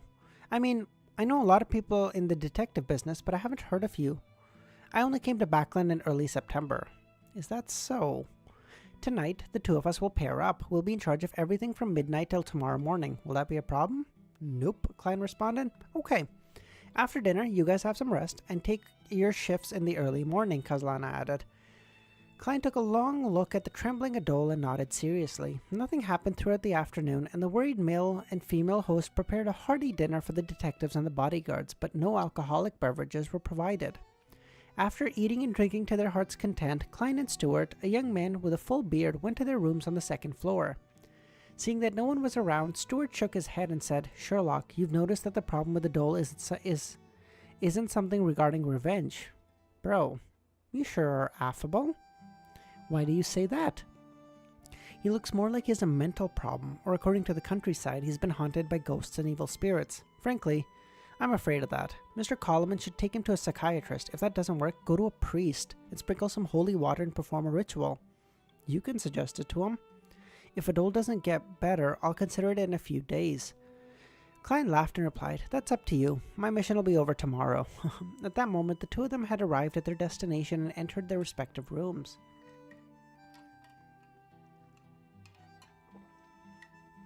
Yes. Yeah, that is Richie Rich Rich. And still, and you're right, Dr. Z, that is like Richie Rich Rich. But again, you have to remember, this is like abject poverty compared to what Audrey is. Like Audrey would be like, "Oh God, these people live like this? Ew."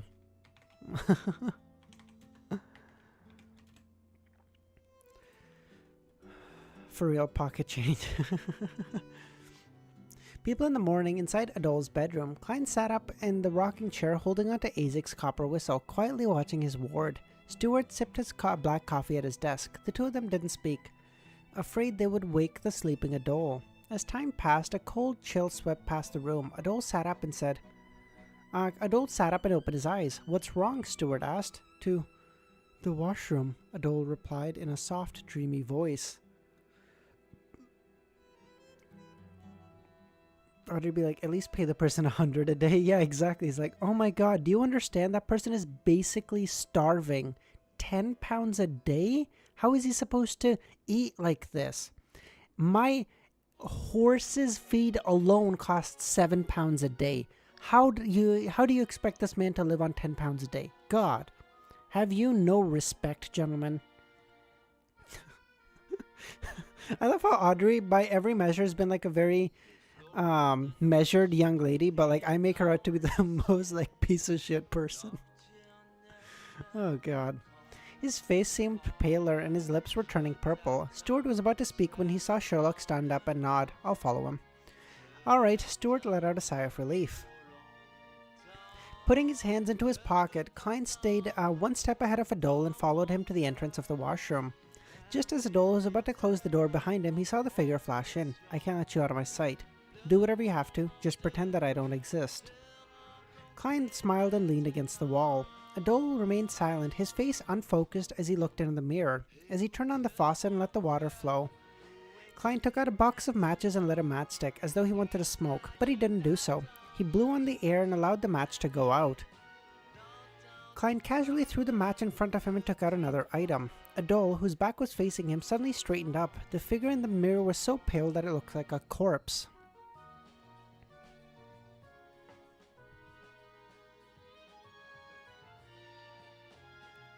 In the washroom, a cold wind howled. While keeping his lower body fixed, Adol turned around to glare at Klein's left hand, at the delicate copper whistle that was being tossed up and down. A gust of gold wind blew past Klein's face. He smiled and snapped his fingers. With a loud bang, a flame rose from the ground, igniting an invisible figure. The figure struggled for a few seconds before dispersing. The flame extinguished as a result. Klein put away Azek's copper whistle, calmly looked at Adol, whose eyes were beginning to focus. Adol seemed to have finally awoken from a long nightmare. He saw a young man standing a few steps away, wearing a white shirt, dark trousers, and a pair of gold-rimmed glasses, leaning against the wall with a smile on his face. Then he heard a gentle voice. "What happened to you?" Oh shit. Bro, if he doesn't get a fucking bonus for this, I'm gonna be really upset, okay? My boy deserves it. 300! Let's go! Azek's copper whistle, undead bait, yes. Oh my god, 300 is crazy work, man. Holy shit.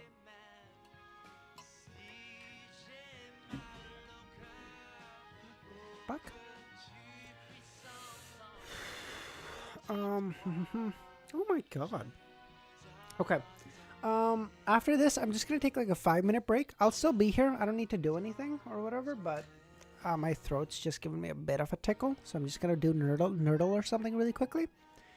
Get a little better, and then we'll push through the last 3, if that's okay.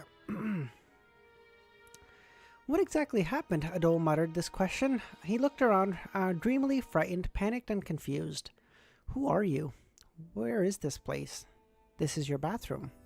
Don't you recognize it? I'm the private detective in charge of protecting you. Klein looked at the teenage boy who hadn't figured out the situation around him and chuckled. My house. Detective. To protect me? What exactly happened? Adol looked around in astonishment and murmured to himself. Maybe he stopped. His already pale face filled with unconcealable fear. Maybe there really are ghosts in this world. There really are ghosts. I finished it on Nightwalker. I had the last little bit right now. I ordered more. It'll come today, but I don't have any more to make. So for the moment, we're just pushing through with iced coffee. It's fine. Before the night stream today, it'll be here, so that's not a problem. Oh, I might. I don't know if I'll have the time to set it up. Either tonight or tomorrow's stream, I'm going to try to do on my laptop just to see how it works for when I'm going to visit my granddad. So shit might not work perfectly, just as a heads up. But I just want to see how it works and stuff so that I can figure out kinks as best as possible so that I can stream when I'm there. I won't stream as much, nor for as long, but I'll try to stream occasionally. I'm catching up to Easy. I can't let him keep running away from me. Damn it, I will catch up to him in time. I think he and I, by the end of today, he and I should probably be like 100 chapters apart or something close. Suddenly he stopped. His voice was shaky, but Klein could hear 2 different feelings in his voice, fear and excitement. These were perfectly depicted by the colors of his emotion. Excited. Did this boy end up provoking a wraith because of his thirst for excitement? It's true that the young are bold and unafraid of death. Alright, thanks for popping by, Wiz. Jeez, Wiz, what the fuck? I was reading your message and I kind of fucked up. Thanks for popping by, Chris. I appreciate it. Hope you have a great rest of your day, buddy. After becoming a magician, his spirit vision had been slightly enhanced, making Easy regret drinking the stalling potion. He may have drank the stalling potion, but I have drank the reader potion. Oh no, I hate that. That's boring. Whatever. For the sake of this analogy, it works best. His spirit vision had been slightly enhanced, but not by much. He was still unable to see the astral projection surface deep inside the ether body, and as such, unable to judge whether the target was a beyonder or not. Adol's pale face suddenly flashed red. Yes, ghosts. There exists a wider world beyond your senses. I'm serious. Death is not the end of everything. This line. He is indeed an adolescent. However, I think I've seen similar words somewhere. I believe in another saying. In the face of time that is even more ancient than ancientness, even death itself would disappear. Jesus Christ, username. I wish he gets better, and I hope you can make a memory in your visit. Yeah, he seems to be thankfully doing a lot better, but just in the off chance something does happen, because we live really far away and I don't get to see him a lot. I just want to go see him and make some, and just, you know, at least remember him while he's here instead of getting pissy at myself whenever something does happen, right? So Yeah. Sorry, I don't mean to get all down and depressed. Jesus.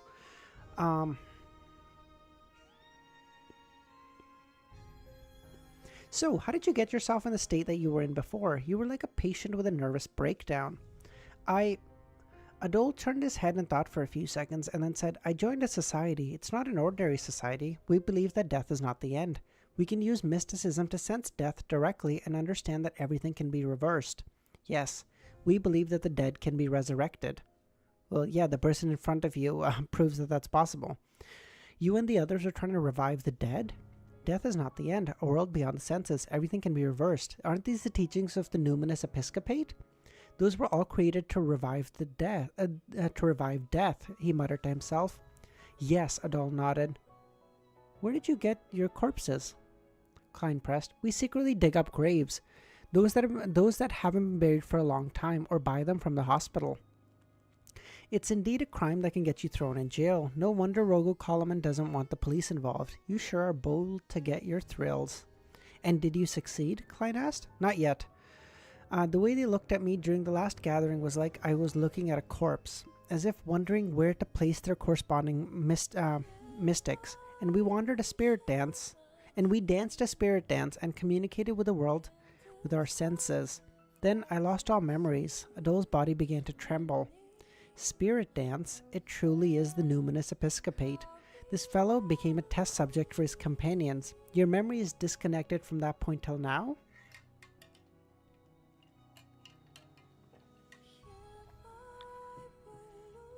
It seems to be the type of potion which can give you uniquely specific abilities. Yeah, it would give me the same ability as Demoness of Pleasure or Night Watcher. Nagito, how's it going, man?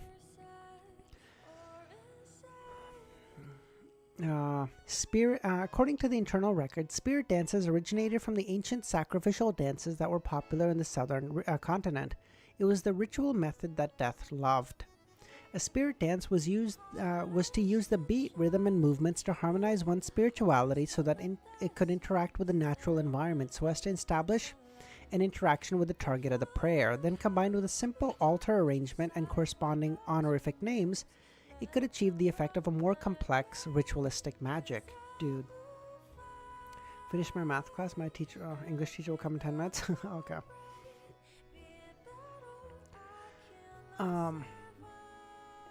Yes. What day is it today? What time is it now? Friday morning, 1:12 a.m. Does it mean p.m. or is it the middle of the night? I've missed the newest gathering, Adol added. They conduct a resurrection ritual outside Grimm Cemetery every Friday at 3 in the morning. Grimm Cemetery got its name because it wasn't far from Grimm Garden Street. You still wish to go? Have you forgotten what happened to you? Oh, you don't remember, but you should ask your father, your mother, and the servants. And I might not be able to help you any further, he added silently in his heart. After this incident, he discovered another weakness of a magician. That was the lack of an ability to deal with wraiths or shadow-related creatures. Only the control of fire barely counted. But those creatures possessed a human body. Exorcism and purification became a problem, unless he wanted to kill both the ghost and the human. On a what? Huh? Of course, Klein wasn't completely helpless in this aspect. He could conduct a ritualistic magic to do similar things, but that would be troublesome and it would expose his identity and was unsuited for actual combat. After some thought, he finally chose to use Azek's copper whistle to lure the wraith out. He then controlled the flame to complete the purification. However, the level of damage wasn't high. If he were to encounter a slightly more powerful wraith, it was possible that he was unable to take care of it. I still lack items or charms to deal with the undead. If only I had 3 782, the mutated sacred sun emblem. Adol suddenly remembered his missing memories, and his face turned pale. No, I don't want to go. I never want to go again. Very good. Klein smiled. Adol looked at his face, which didn't contain the slightest bit of fear, and subconsciously asked, "Aren't you afraid? After I've said so much?" Klein stopped, leaning against the wall, and slowly straightened his body. For a detective, they would rather not believe something unless there's concrete evidence. What does this mean? He opened the door and walked out, wondering if he should make contact with the numinous episcopate. After all, this might involve the mystery of Mr. Isaac's life. Oh, I'm sure it does, because they're the death people. If nothing else, you don't want to get in touch with him. I would just reach out to Isaac at this point and then let him know, like, hey, here's the numinous episcopate. They deal with death. I feel like I might have something for you.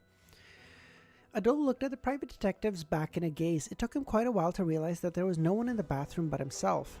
Furthermore, the moonlight outside was gloomy, that it left long shadows, making it seem as though something invisible was lurking and watching. He shivered and hurried. Wait for me. As he spoke, Adol quickened his pace, rushed out of the bathroom, and followed Klein closely. He knows fear, and it's apprehensive. That means he's still redeemable, Klein mumbled before inserting his hands into his pocket. I have a feeling that now the kid is going to be like, no, like, I want to keep Klein around even past the next day, and he's going to make bank for the next little bit. When he returned to his bedroom, Stuart didn't seem to notice that Adol was that Adol had already turned for the better. He still wore a serious expression from the ghost story he had imagined, so he didn't dare walk out recklessly. After Adol fell asleep again, Klein took out a copper penny and let it move between his fingers. Closer to 3 a.m., he threw up the coin and caught it firmly before standing up and said, I'll be heading out to the balcony to smoke. Be quick, Stuart urged. Klein put on his long gown and walked slowly out the door to the balcony at the end of the corridor. Then he hid in the shadow, and then pulled out a crudely cut paper figurine. Klein violently shook his wrist, causing the paper to make a crisp sound. The paper quickly expanded and turned into a human. Summer hasn't even properly started. What the fuck?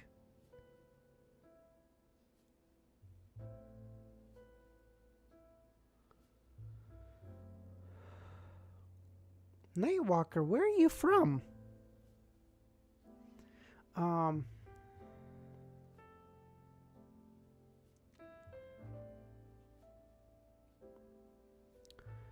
Where was I? The person was about the same height as Klein, a wax statue intrinsically carved with the same exact facial features. This was one of the uses of the paper figurine. Soon, Klein focused his mind, clenched his right fist, and lightly tapped his body. Without a sound, the figurine seemed to come alive. It even had a cigarette with a glowing red head in its mouth and the fragrance of tobacco wafting out. By delegating this figurine, this illusion can last half an hour. I really am a magician. Klein put on his gloves, reached out, and pushed himself over before sliding down the balcony stealthily and avoiding the patrolling security. Is he going to the numinous episcopate? Indian. Oh, I see. Is the fourth pit of hell.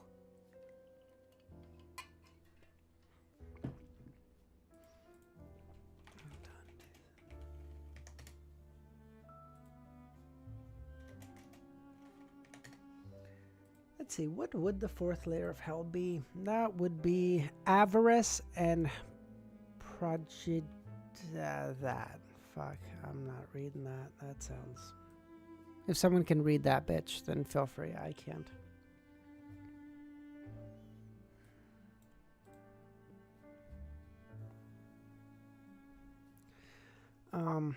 Even worse.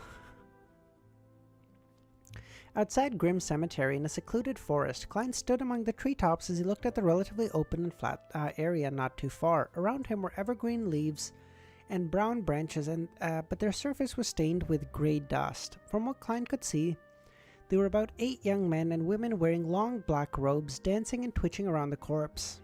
I'm almost done with today's chapter. Oh, nice, Devil. Ramiro, you kinda are. Sorry. I hate to be the one to tell ya. Well, actually, yes, you are. Yeah. Oof.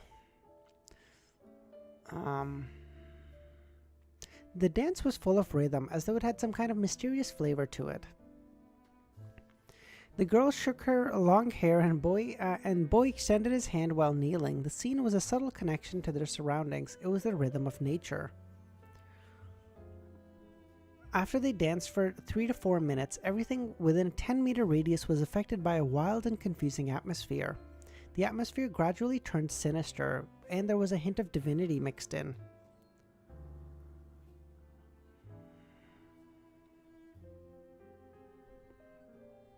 Oh no, Nightwalker!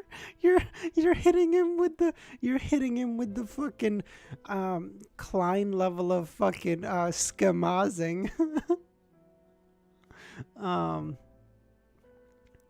It really is a spirit dance, ritualistic magic that even normal people can participate in. Earlier, he was the one who was instructing those young boys and girls on how to perform the spirit dance. He looked at the man in black robes who was chanting an incantation beside the corpse. He should be a member of the numinous episcopate with a high probability of being a beyonder. Klein nodded indiscernibly, intending to watch the resurrection ritual. At this point, the dance reached its climax. The adult man in black lifted his head and took off his wig, revealing the strange tattoos engraved on his bald head. He raised his hands and shouted, "Death, honorable death, is about to return." After he finished shouting, the dance stopped. The 7 to 8 youths stood on either side, and they appeared to be in a daze, filled with anticipation, excitement, and fear. Next, the man bent down and opened the iron cage at its feet, taking out a black object. Klein looked over and saw that it was a green-eyed black cat. This works too? He was obviously stunned for a moment, then he suddenly thought of the various folklore related to a black cat. For example, if a black cat symbolized the evil emissary of hell jumped over a corpse, the corpse would be awakened. This was the first time Klein was seeing someone use a similar method in a ritual. The man stepped forward while restraining the black cat from struggling before throwing it over the corpse. All the black cat's hair stood on end as it hissed and leaped over the corpse. At that moment, Klein felt he could understand the cat's language, and he believed the cat must have said one word. Fuck. Okay, 301. Alright, give me like 5 minutes. I'm just gonna do Nerdle really quickly, and then we'll be on our way to finish the last three, not 4. I gotta figure out, I don't know what to make a video about today. I gotta figure something out.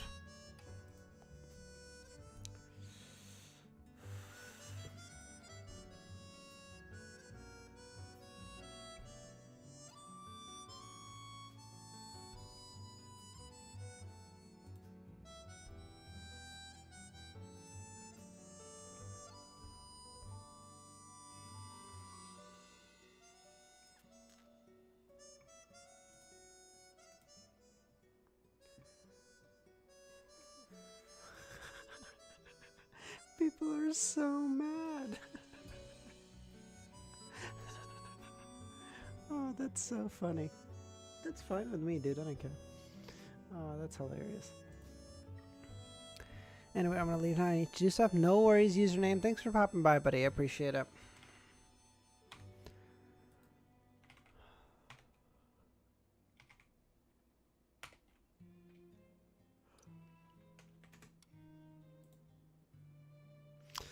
Plus, okay, so 8 plus 2 times 3. Nope. 10 plus. Oh, cool. Okay. So.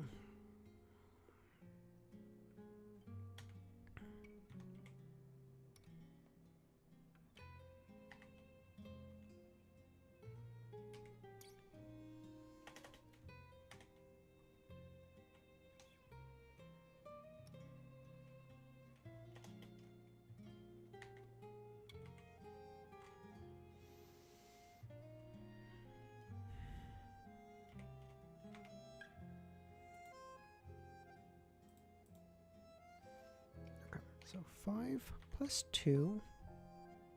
No, so 5 plus 27. 32 divided by 32. 8.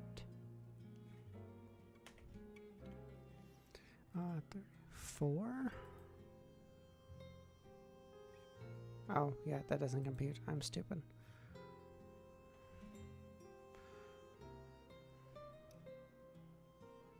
Oh, because it's 27. Oh, yeah.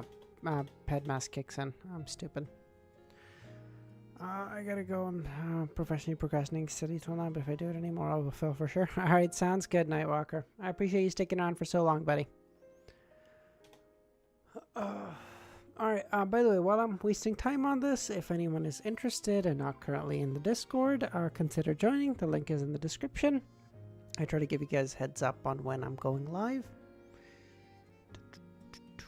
25?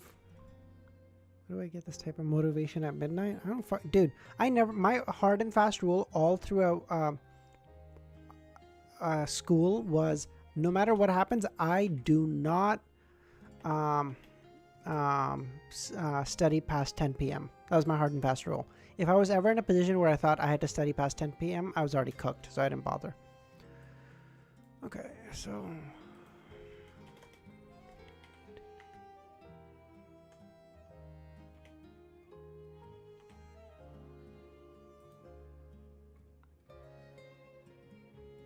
I'll definitely forget it and watch videos all day tomorrow. 5 plus 2. Okay, so it's not 25. 22. But what am I dividing by is the question. So I'm dividing by 9. 27 divided by 9. That's 3 equals 8. Yeah, this is it. Okay, that was easy. Dope. Okay. But I did all my studying past 12 a.m. No, that was my hard and fast rule. Because I realized I was like, listen, if I'm ever in a position where after 10 p.m. I'm like, dude, I'm cooked. That extra hour, 2 hours is just not going to help me because I was fucked. So I just didn't bother. We're talking about normal humans here. Yes. All right. Bye, Nightwalker. All right. Study hard, bud. But also get some sleep, all right? Don't. That's just as important.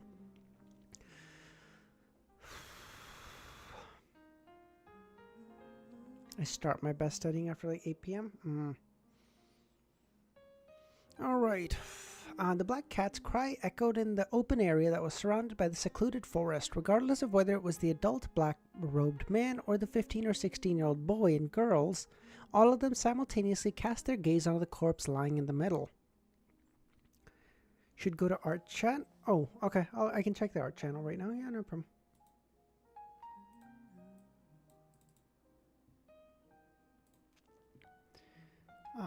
Forest chapter 300? Oh my god, she looks so good. This is great. Oh, sorry. You guys probably can't see it. Hold on.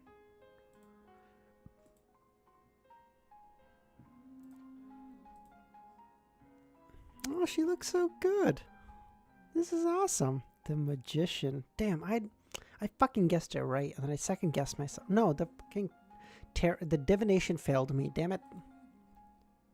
The magician. Yes, ma'am. Does Forrest tell Gio that she's now in this thing so that Gio can also join? Oh, this is so good.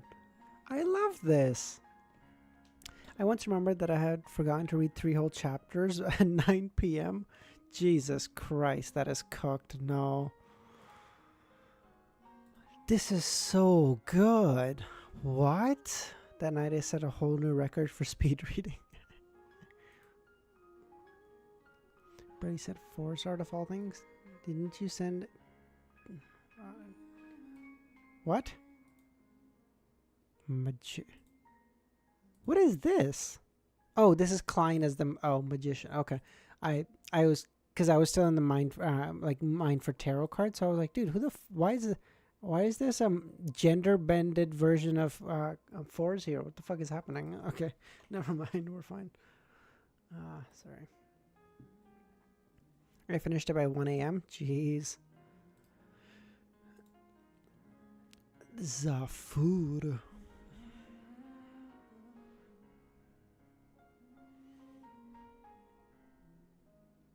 This doesn't look like Klein at all, I will say. The black lips, not him at all. Everything else looks very... The art is very beautiful. I want to be clear. I'm not trying to shit on the artist by any stretch. Black lips, that's not Klein. Who is this? And the... Why does he have such a big beard? He has the Escanor beard around here, man. What the fuck? Oh, Klein and Miss Bodyguard. Bootleg Sherlock. Have you noticed the pun in 4's name yet? That's Sherlock from the future? I don't think this art was sent during something, you know? No, this wasn't sent. This is very good. The pun in 4's name? Apprentice symbol.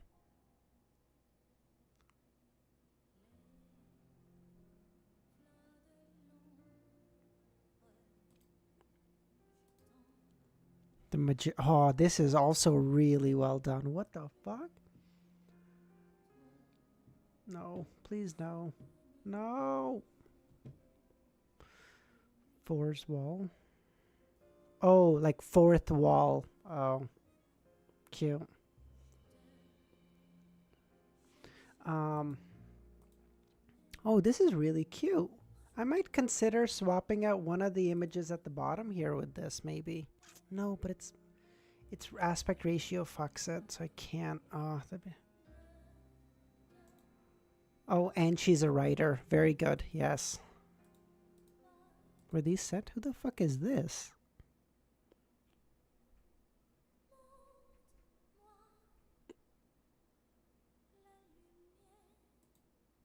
Is this 4's too? That's not...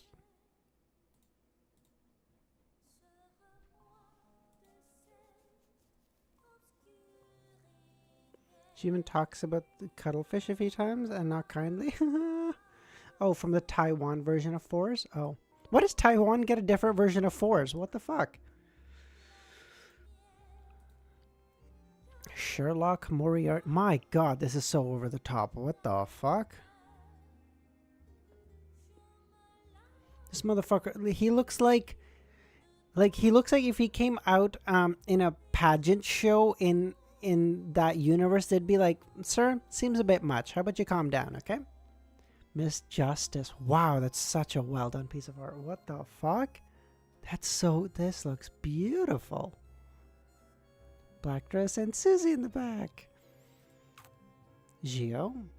Taiwan has different versions of all characters. We just haven't sent them. Oh, interesting. Okay. Gio. This looks very nice. Justice.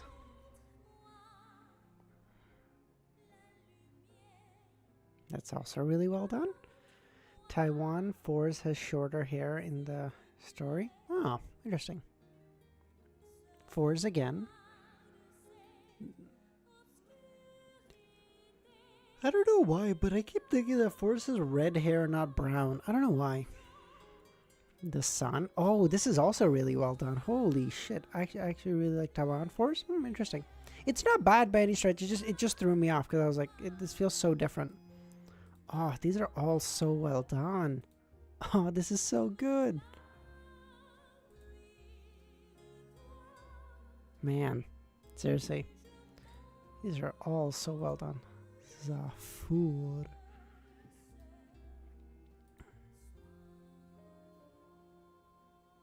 Sherlock Moriarty. Or is this the... Yeah, this got to be him, right? Yeah. Oh, yeah. It's up there. I can't read. Sharon. Oh, Miss Bodyguard. That's why. Okay. Anytime I read Sharon, I think Miss Sharon from Act 1. Or Volume 1, rather. Sorry.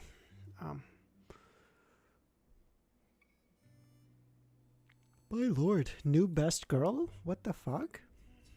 Milos isn't here. I can say this, right?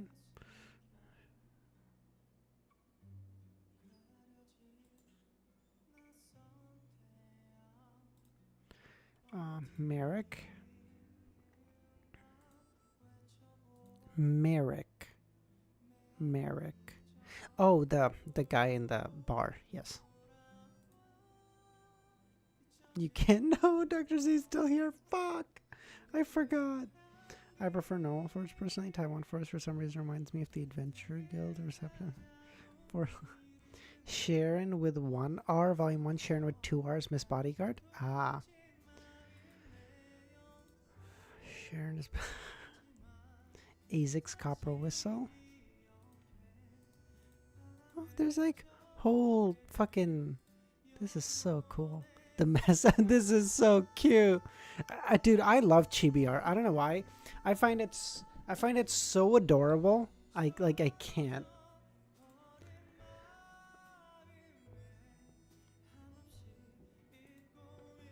Azek. Again, I love Azek, but my only problem with Azek art is it's fucking always he is whitewashed as fuck. I know I've said this like 18 times. I'm sure I'm boring you guys, but like it bothers me every time. Chapter Klein, when he first became a magician, using his powers. Chapter 1 Klein. Are we gonna pretend like...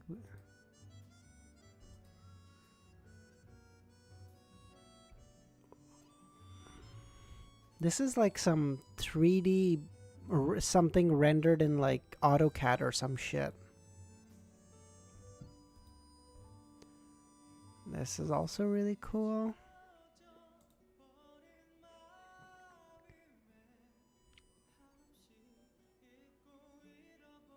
Again, this feels like so over the top. Like it's still done really nicely, but it looks so over the top. Klein Moretti.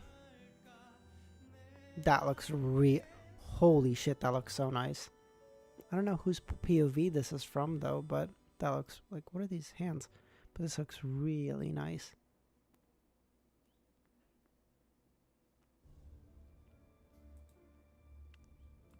Sharon, Miss Bodyguard.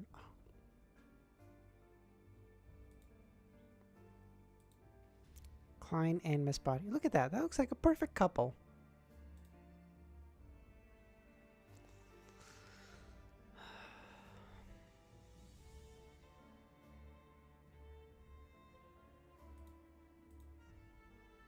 This is so cute. This is so cute.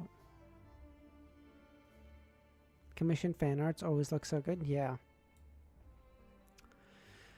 Okay, 301.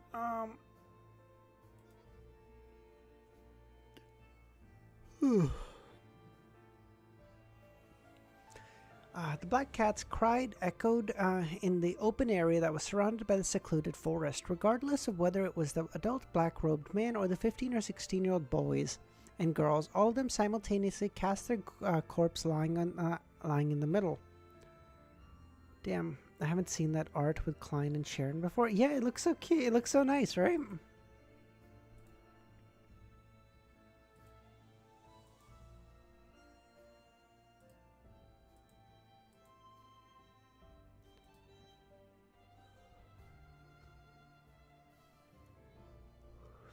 A gust of cold wind blew when the black cat landed on the ground, staring at the human who had just thrown it. It kept flicking its tail around. All of a sudden, its fur stood on end again. Then, exerting great force with its hind limbs, it jumped and fled in another direction. Unfortunately, whatever it had failed to attract any attention. All the humans present had their attention focused on the motionless corpse. Seconds turned to minutes, and the corpse didn't undergo any anticipated changes. Another failure, one of the teenagers said. There's no reaction. He turned around halfway and spoke to the man in black and his companions. At that moment, he felt a gust of wind hit his face. With a whoosh, the corpse sat up. The youth was startled and said, "It's a success! A success!" Before he could finish his sentence, the corpse grabbed him by the shoulder, pulled him into his arms, then opened his mouth and bit down, producing a sound and causing blood to spatter. Help! The youth screamed in horror and retreated with all his might, but he couldn't break free. The corpse raised its head, revealing a row of white teeth, as well as bits of flesh hanging between its teeth, and blood flowing from its mouth. The black-robed man was stunned for a moment, then took out a whistle and said, "I command you in the name of death." As the voice echoed in the air, the corpse stopped chewing and momentarily froze.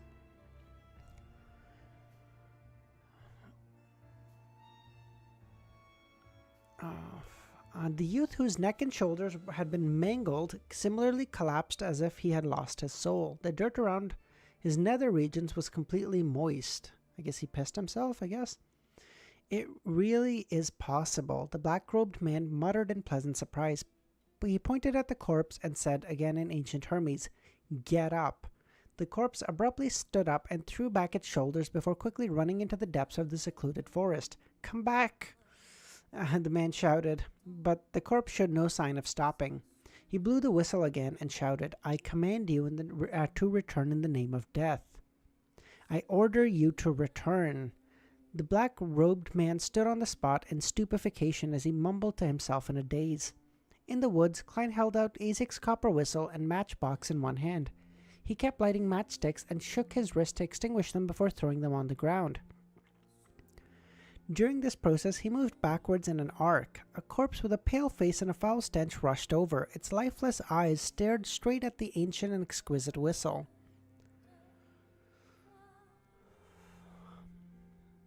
Oh, wait. Hold on. I think I get it. So, we were told earlier that, like, any kind of items or characteristics or anything of one pathway attracts things of a lower existence on that same pathway. So it seems like this whistle is part of the death pathway, or it has some kind of power possessing to it. But because it's Azek's, it's probably a really high level. It's probably like a 3 or 4 or some shit, right? Or like their power of equivalent. And because death, or like dead people or corpses or spirits, are part of that pathway in a very roundabout sense, they get attracted to this thing. That's why they respond to it. Oh, that makes so much sense. That makes sense. Okay.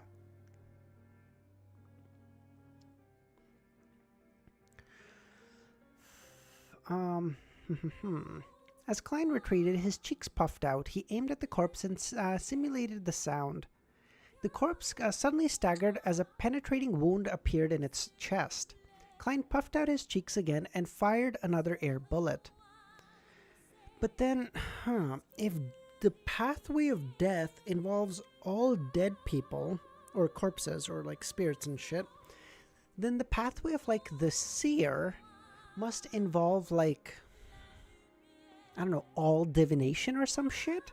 So like at a high level enough sequence, you can just affect everyone's divination or something. Or like a monster. Oh yes, thank you, Justin. Fuck me, dude. Or like the monster pathway, which is said to be in control of fate, can accurately adjust, like didn't Zaratul that's true. So then oh, that's true. So wait, okay, hold on. Okay, I'm cooking here. Hold on.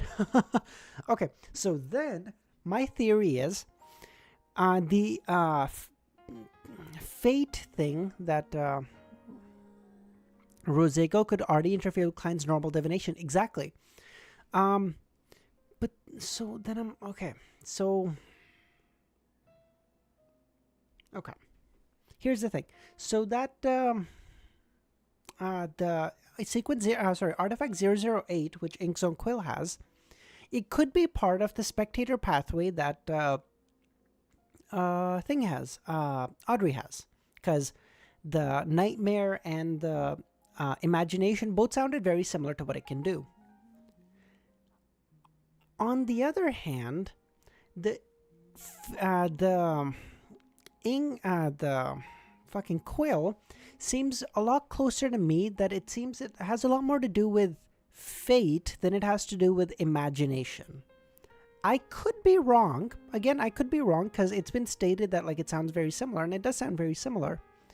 But it feels like it would have a lot more to do with fate. And if it has to do with fate, that would be the monster pathway. So that might be like where somewhere like a Demisol comes back in or something. Like if we can get this motherfucker to be a high-ranking monster thing, he can hopefully attract the quill, or be attracted to the quill. Or same thing, if it's a spectator pathway, then if we could get Audrey to be a relatively higher level sequence and come relatively close to the quill, she would be attracted to the quill, and Klein could sort of like backtrack its way to find Inkzone Quill. Because basically, Klein wants to stay away from Inkzone Quill as best as possible, because if he's in his radars, then he can just manipulate him again, and it's really hard to fuck around and to beat him. The only way to do it is to not be under his radar, but to find him through a roundabout way. That's the only way I can figure that he could find him, which would be like, get someone in his same sequence relatively high up, get them to be, whatever it said, like pulled in by fate or whatever the fuck, to the quill, find where Inkzone Quill is, and then beat his ass.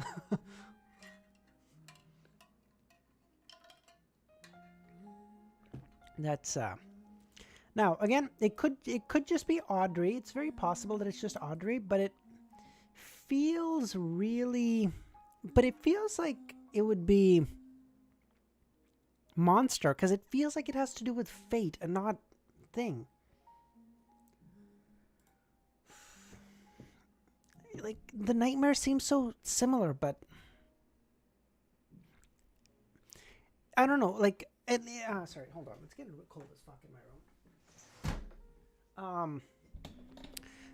It feels like the quill is like a metaphor for the Book of Destiny, right? Like the one that we claim that like God has or something, right? And if that's the case, that would be fate. That it wouldn't be nightmare or imagination, because God doesn't use imagination, so to speak. He uses fate. There's like a fundamental difference between them. All right, someone clip that. Put it in the theories thing or something. I don't know. I would clip it myself. I just don't know how to. Send Susie instead of Audrey. You would never. Yes. Other pathways also have aspects of fate, but monster is just a pathway which has its. And I would say, at least what I know right now, it feels like the quill would be mainly fate. So I'd stick to that theory for now. I might adjust it in the future. That might be the case. I just don't know. I just don't know more yet. So based on what I know, that's all I can say. Where was I? Fuck. As Klein retreated, his cheeks puffed out, he aimed at the corpse and simulated a sound. Bang. The corpse suddenly staggered as a penetrating wound appeared on its chest. Pew! Pew, pew, pew, pew, pew! Klein puffed out his cheeks again and fired another bullet. The head of the corpse shattered as a rotten liquid dripped from it incessantly. However, this wasn't a fatal injury to a corpse. It only slowed down for a moment before continuing. Upon seeing this, Klein took a step back and snapped loudly. A bright flame arose from the ground, enveloping the corpse and igniting its outer garments. The corpse rushed through the flame and continued to charge like a mad bull. Klein snapped his fingers, causing red flames to appear on the ground one after another. Wall of fire! The corpse didn't feel any pain as it passed through the flame, but gradually its body began to melt. As the flames grew more and more intense, it gave off a strange feeling as though a candle was melting. Finally, the corpse, which had turned into a torch, arrived in front of Klein as it clawed at him. At the same time, a flame rose up and engulfed both him and Klein. The corpse grabbed Klein's shoulder but only produced sparks. Klein's figure dissipated in the red light and reappeared in the furthest burning pile. He's literally playing with him. At that moment, the corpse seemed to have exhausted all of its strength and stopped struggling. It quickly melted under the dark green flames, turning into ash and oil wax. He's stronger than all the zombies and wraiths I've met before. Well, not as good as Mr. Azek's descendant. If it weren't for me, they would all be dead here today. Klein shook his head and walked through the trees towards the open area. Now, can he just substitute back into the paper cutout he has or whatever and just instantly be there?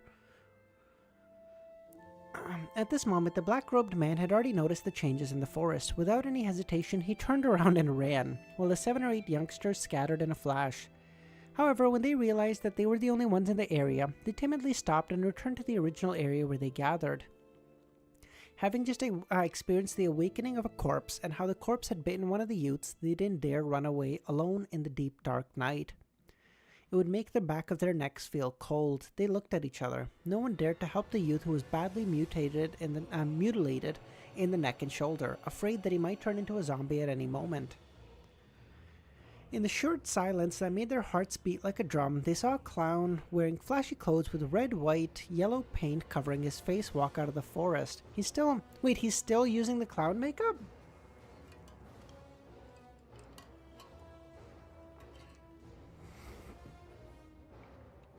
This was an illusion that was personally crafted by Klein. After surveying his surroundings, he surveyed his surroundings but didn't pursue the black-robed man. Instead, he asked in a hoarse voice, who was the one who presided over the ceremony. Who? It seems as if the teenagers were in a daze. It only took them a few seconds before they pushed out a trembling boy. He's our language teacher in ancient Fasak. Kapsky Reed. He claimed to have a deep understanding of death and wanted to lead us in the search of mysteries of immortality. So he's a teacher from school. The mysteries of immortality. You really don't need to pay taxes to brag. I guess like bullshitting is free sort of thing. Judging from his performance just now, this fellow shouldn't be a spirit medium. At the very most, he would be a grave digger. In fact, he might only be a corpse collector. Of course, he might not be from the death pathway and simply joined the numinous episcopate because of his adoration. After Klein got the exact location where Kapsky stayed, he thought for a moment and said, "You guys can go back now. Do not get involved in any more of this. Do not leak this. Otherwise, all of you will die. All of you will die." Klein the great scammer? Hell yeah. Hey, it takes a scammer to know one. Wait, I just called him a scammer. Fuck, oh, I just got caught. Shit.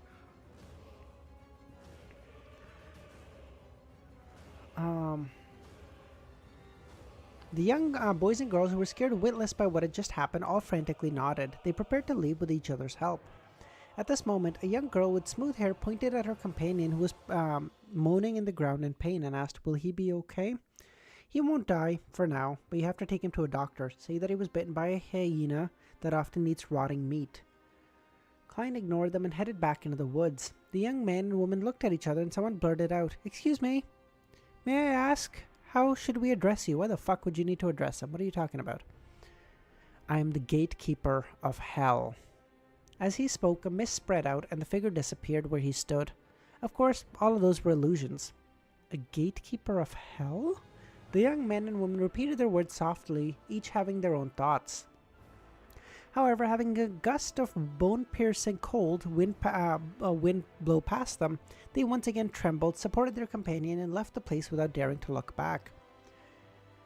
This is a member of the numinous episcopate. What a disappointment. If he didn't abandon his current identity, I would pay him a visit in the middle of the night to see if he knows anything. Yeah, I have to teach him a lesson so that he wouldn't dare bring trouble to the students again. Does he think spirit dances and resurrection are a child's play? Soon, he returned to Rogu Kalman's mansion and waited patiently for the bodyguards to pass during their patrol. Klein trying not to scam? Impossible? Yeah. Oh, wait, I can just go to the next chapter through here. Oh, that's so neat. I didn't know this. As soon as he found an opportunity, he climbed over the fence and quickly followed the shadow to the house, then quickly climbed up to the balcony. At that moment, the figurine disappeared as he was still smoking. Klein snapped his fingers, and the figure in front of him turned into a thin piece of paper and folded into his palm. Compared to before, this piece of paper was covered in rosy, red, rusty marks and was no longer usable. Klein didn't dare throw it away. He folded it and placed it into his pocket. Having done all this, he sauntered back. "What took you so long?" Stuart asked. Having gone to the door to inquire, he found Sherlock smoking one cigarette after another. Due to his duty, he didn't dare leave the room. Take a rest and relax. You can go too. I don't mind. Just as Stuart was about to agree, he suddenly thought of something. He would end up being the only person on the balcony, surrounded by the dark night and without sufficient darkness. There'd be a cold wind and an environment that always reminded him of a ghost story. Then he forced a smile and said, "It's fine. I don't need it." Dude, what a scaredy cat bodyguard. What the fuck? Klein smiled silently and sat back down, letting the reclining chair rock gently and slowly into the night. This continued till daybreak. Nothing else happened. When Adol woke up, he sat up in bed, lost in thought. Klein didn't say anything, but swapped places with Kazlana and her assistant and slowly walked to the guest room to catch up on his sleep. He was asleep when he heard Rogo call him and exclaim in present thought, "My boy, you're fine now. Holy Lord of Storms, I'll donate 300 pounds to the church. You're telling me they won't kill you? It was all a misunderstanding?" 300 pounds? How extravagant. Klein rolled over, wrapped his arms around a soft, warm quilt while mumbling, then went back to bed. At noon, Klein went downstairs to have a meal. Kazlana sat opposite him and said, "What happened last night?" "Nothing," Klein simply answered. "Does it all waking up and going to the bathroom count?" Next to him, Stuart slowed down his actions and nodded in agreement. She glanced at their face, then said, "No." The corners of Klein's mouth curled up as he skillfully cut his steak.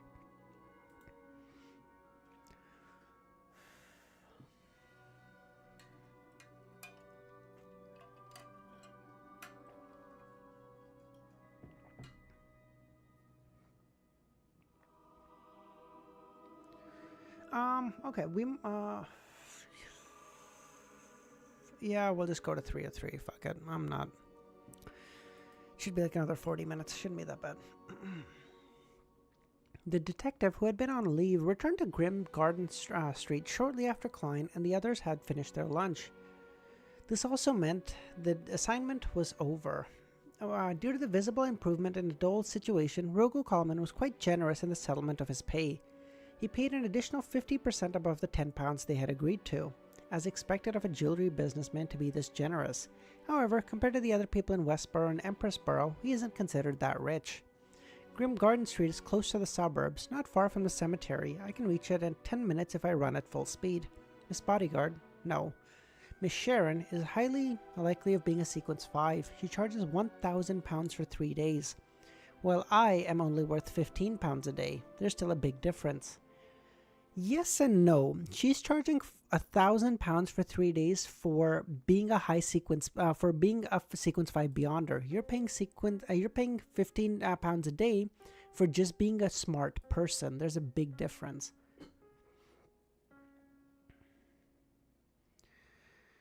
The detectives are probably like, "You idiot, you cut off for a money-making line?" Yeah, probably. Of course, if I were to take on such businesses every day, my income would be £5,400 a year.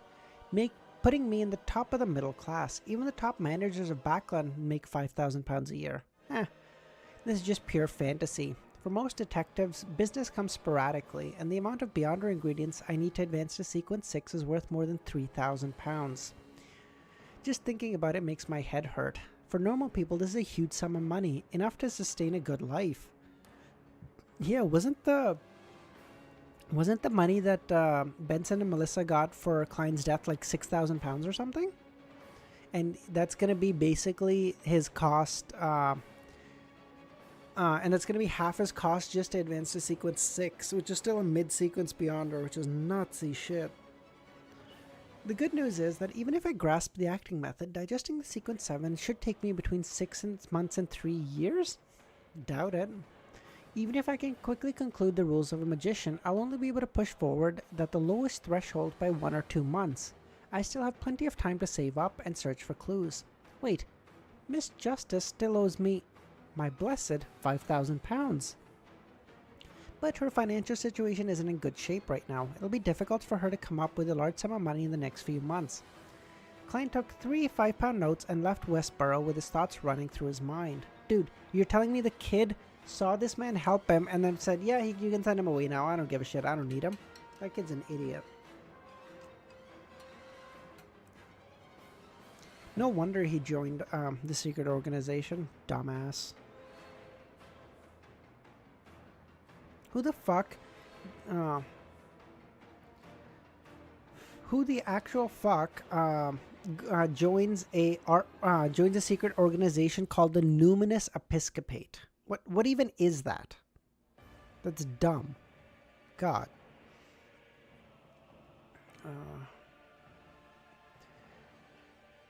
After returning to Minsk Street, he quickly burned the paper figurine that he had used and made 2 more. In the evening, he took a steam metro to the Backland Bridge district, and according to the numbers provided in the newspaper, he knocked on the door where the gathering would take place.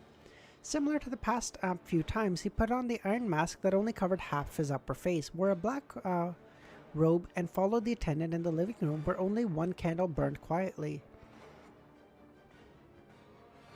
Did the stream crash? I don't think so.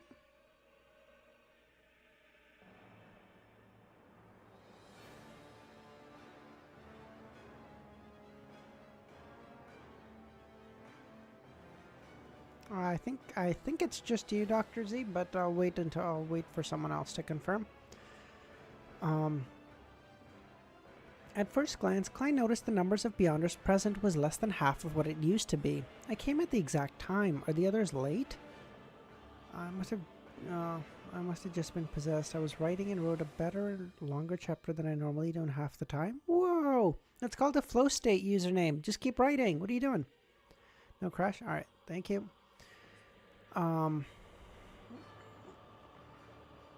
After a few minutes, the old Eye of Wisdom cleared his throat and said, "Let's begin the gathering. The others shouldn't be coming." After saying that, he gave a brief explanation.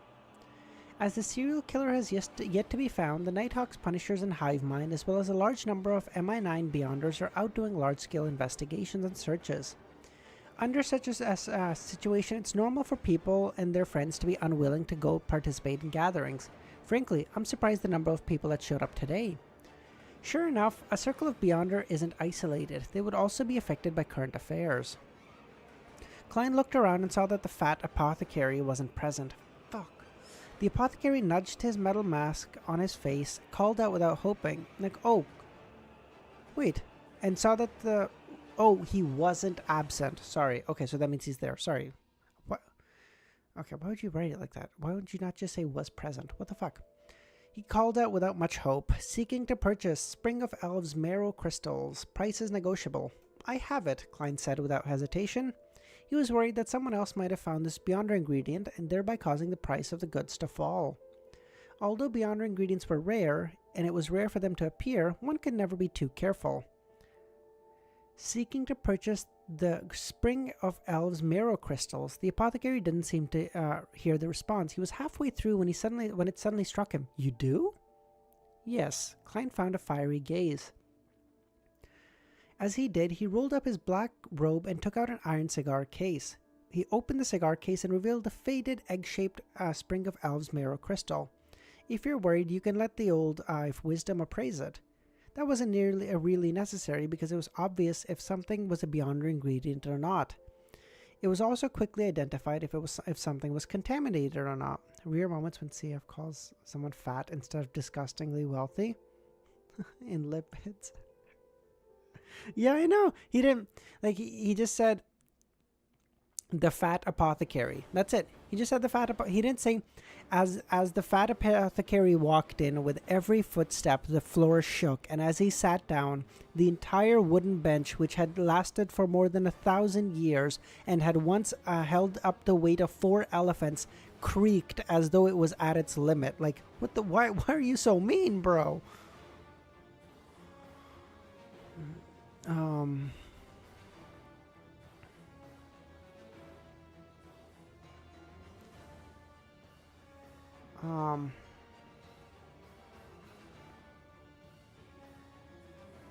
See if growing, he'd still dispense his hairline though, yeah.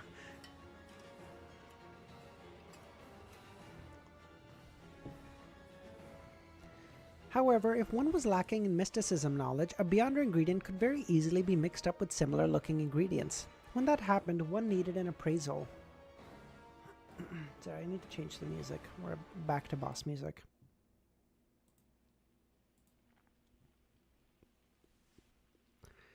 It can be, but yeah, it depends, exactly. Um, the apothecary looked like looked like he was looking at a beautiful woman he had been yearning for all this time. He looked at the ingredient in Klein's hand, mesmerized, and shook his head. There's no need. That's it. That's it. Klein curved his head and said, 300 pounds and clues to the apothecary formula. Clues to the apothecary formula? It's you! It was the guy who made him bring the sedative for nothing. Soon after his heart pained, he said, you really are a lucky guy. Why didn't I choose that road of fortune? I'm the king of yellow and black who wields good luck after all. The apothecary sighed and said, that's too expensive. 200 pounds and a clue to the formula. The clue to the formula is only a bonus because I can't confirm its veracity. Therefore, 300 pounds, not a penny less. I believe it's needed elsewhere. Price is very fair. If it were anyone else, it'd be 400 or 500 pounds. You might have even accepted that price. I'm not that foolish. I can still wait. And the clue can be verified by the old Mr. Eye of Wisdom. Klein. By the enormity of apothecaries' fortunes.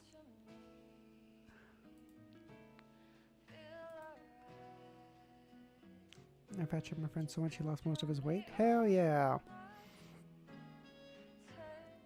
It must be something that exists objectively, something that has been detailed before I'm able to appraise it. Just a clue isn't among these conditions, the Eye of Wisdom said.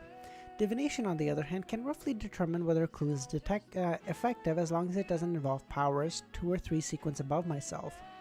However, he couldn't reveal his expertise in divination and said, alright then, 300 pounds plus the clue. You lucked out. The apothecary took a deep breath, pulled out a thick wad of cash and started counting. Then asked the attendant to bring him a pen and paper before he started writing. After he was done, he crumpled the piece of paper into a ball and handed it along with the cash to the attendant. Klein was suddenly stunned when he saw the attendant walk over. In addition to the cash and the clue, there were also 4 glass tubes filled with what seemed to be pure liquids. What are these? Have you forgotten? The sedatives. The sedative I specially concocted. It's 10 soli a bottle, 2 pounds for 4, so the cash is 298 pounds. If you're worried about my sedative, you can have it appraised. This little shit. I really forgot. I did all that to gain Miss Sharon's trust, and now she's not even here. Fine. Maybe a sedative would be able to handle some unexpected situations. Klein stopped talking, took out the spring of Elves marrow crystals, took the items, counted the cash, and determined the authenticity with the faint candlelight. 298 pounds. Seeing that his wallet could no longer hold any more cash, he rolled up the bills and slipped them into his pocket. Bro, deposit it in the bank. This motherfucker's walking around with like 500 pounds in cash. This is so stupid. I should have the same problem when we'd have like old clients who'd be like, no, I just like to carry cash on me. I don't like card. And it's like, ma'am, you understand you have like $2,000 in your wallet? Someone steals your fucking wallet, you're shit out of luck. Someone steals your wallet and it's full of cards, you just call and you just block them and you just get new ones, no problem. Why the fuck would you take that chance? I don't know. After putting away the sedative, he unfolded the note and glanced at the clue. On the south side of the bridge on Rose Street, on the Harvest Church, find Bishop Otravsky. As long as you help him complete a mission, you'll be able to get the apothecary formula. And then he can probably sell the apothecary formula to Audrey, who can then sell it to the Viscount, because he can sell it to Audrey for much cheaper than she can sell it to the Viscount, because she can just have him be like, hey, you don't even need to give me money, just like give me 1,000 pounds off the debt you owe me or something, or the debt I owe you or something, right? So Audrey would definitely take that deal, because she'd be like, hey, I'll give you 500 pounds for it in return, or she'll give him some materials or some shit. And in exchange, I will, and in exchange, I can just sell it to the Viscount for way more. All that being said, the Viscount is still a fucking loser for wanting to be an apothecary. I don't care. Harvest Church. That's one of the few cathedrals of the Church of Earth Mother in the kingdom. The church also grasps 2 beyonder pathways, apothecary and planter. The clues match well. As the gathering continued, it was unknown whether the female Beyonder with the artisan backing her wasn't present, or she just didn't have any Beyonder weapons to sell. There were no signs of her leaving. There were no signs of her, leaving Klein disappointed. Now that he had 509 pounds in cash, he wanted to equip himself nicely. After many transactions were aborted, a man sitting on a stool said in a low voice, a friend of mine was discovered in this investigation. He's imprisoned in a particular Lord of Storm cathedral by the Punishers. I want to hire a few helpers to rescue him. Eye of Wisdom immediately replied, "Stray dog, give up on that thought. A cathedral's punishers and sealed artifacts are enough to destroy all of us here. Your friend's fate has been decided. Do not let yourself be trapped in the same situation." You don't carry around 65,000 Canadian? No, here's the really cool thing. It's not 1985. You can just do a fucking electronic transfer. Just save everyone the trouble. What are you hassling everybody for? I mean, they can't do that, but he shouldn't have walked in here with, well, I guess, I don't know. Yeah, but he shouldn't be walking around with 500 pounds. This is stupid. Stray Dog looked confused and realized that no one responded to his request. But what did he do wrong? He's an excellent physician. He saved a lot of patients and never hurt anyone. He just consumed a potion and became a Beyonder. He's to be imprisoned in a place where the sun never shines, and he'll become an experimental subject for the Punishers. Why? Why? Stray Dog's agonized questions echoed in the room. Even the apothecary, who couldn't keep his mouth shut, remained silent. I think we're on 302, I think, Milosh? Maybe 301, I don't know. Without the spread of the acting method, wild Beyonders are ticking time bombs, but if the acting method is popularized, then the situation would become more chaotic and bloody. After all, the laws of characteristics. In this heavy atmosphere, the gathering came to an end. Klein, who had gotten nothing else, spoke again. Who has revolvers, bullets that come augmented with different Beyonder powers? For example, purification and demon hunting bullets. He didn't specifically fix the caliber of the bullets because he didn't have a gun yet. He could simply wait until he bought the bullets before the matching corresponding gun. In the midst of the silence, the Beyonder sitting in the same corner said, "I can help you, and I can give you the answer at the next gathering." Alright. After the gathering ended, he didn't return to Minsk Street. Instead, he went to the East Borough, changed his clothes, and went to the border between the North Borough and Hillston Borough. It was where the suspected member of the numinous episcopate, Kapusky Reed, lived. 303. Whoa, so we're on 302. Oh shit, so I only have one more chapter? Based. Okay. Okay. Wow, I thought I had two more. Dope. Alright, give me 2 minutes, guys. I just need to run to the restroom. I'll be right back. Oh, good lord.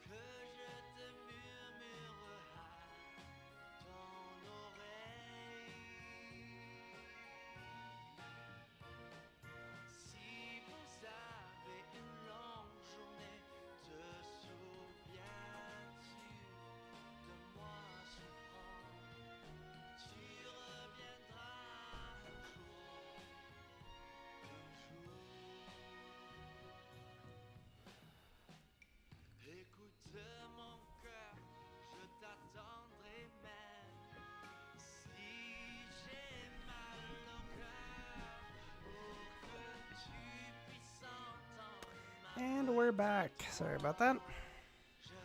A rare whiz badoon. What is a badoon?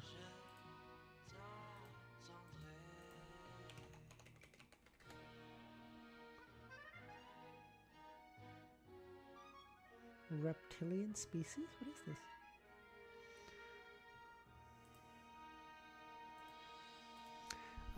Badoon, easy, stream. Oh, okay. It's always crazy to remember that each lone pound is like 120 pounds when he mispronounces stuff. Oh, I see. Comes from babu.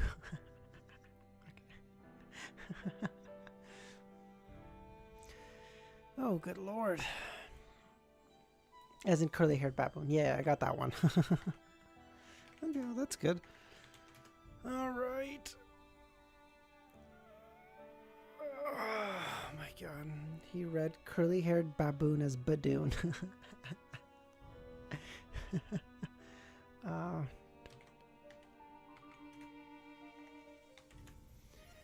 Okay, let's do this. Let's get through the last chapter. Northborough, Aulka Street. Kapusky Reed was sitting in a reclining chair in his activity room, lost in thought. In front of him was a fireplace burning with charcoal. My heart died a little that day. As a senior educator at the public school, he received a salary of more than £4 a week, which was enough for a bachelor like himself to live quite well. But his clothes he wore at home were patched up, and his teacups on the table looked extremely simple. Without taking off his wig, the most striking thing about Kapusky was his high cheekbones and puffed up chest. A deformity in which the sternum protruded outwards. Oh, okay, never mind. On his knee was a book of poems in ancient Fasak, but they hadn't flipped a single page even after some time had passed. Kapusky's eyes were unfocused as he stared blankly, but he suddenly heard a light chuckle in his ear. I'm very curious as to why you didn't run and choose to remain at home. Aren't you afraid of the police coming for you? The voice was low and hoarse, like a boy whose voice was cracking during puberty. Kapusky shuddered and almost jumped out of his chair. He abruptly turned his back to see and saw there was a figure standing on the sofa a few steps away from him. The figure wore a summer hat, a linen shirt, and light trousers. Its face was hazy and indistinct. Is he using like illusion magic to hide his face? What's he doing? Who are you? What are you doing here? Kapusky asked. Klein, who had used his hallucination powers, leaned back, crossed his hands, and said, Just last night. It should be earlier this morning. I saved all of you. Saved us? You're that person in the forest. You took care of that corpse we awakened. As he spoke, he awkwardly moved, showing obvious fear. He was able to infiltrate me without realizing it while I was awake. I definitely wouldn't be able to resist. Such thoughts flashed past Kapusky's mind. You guys are quite lucky that I happened to pass by. Otherwise, there would only be corpses left strewn on the ground in the forest. Corpses that would have been bitten to shreds, Klein laughed. Answer my previous question. I'm very curious why you stayed home. Do you know what crimes you've committed? I love how this guy, who's probably a Sequence 9 Beyonder, looks at Klein now in the same way that like we used to look at Captain Dunn. Like he looked at him and he went, he just came into my house and I didn't even know he was there. Like, I'm fucked. I can't do anything to this guy. And that's what Klein would feel every time like he'd go to bed or whatever, and Dunn, just to take the piss or whatever, just to warn him, would just pop into his dream to be like, hey, get up, we need to go do something. Like, that's like the feeling.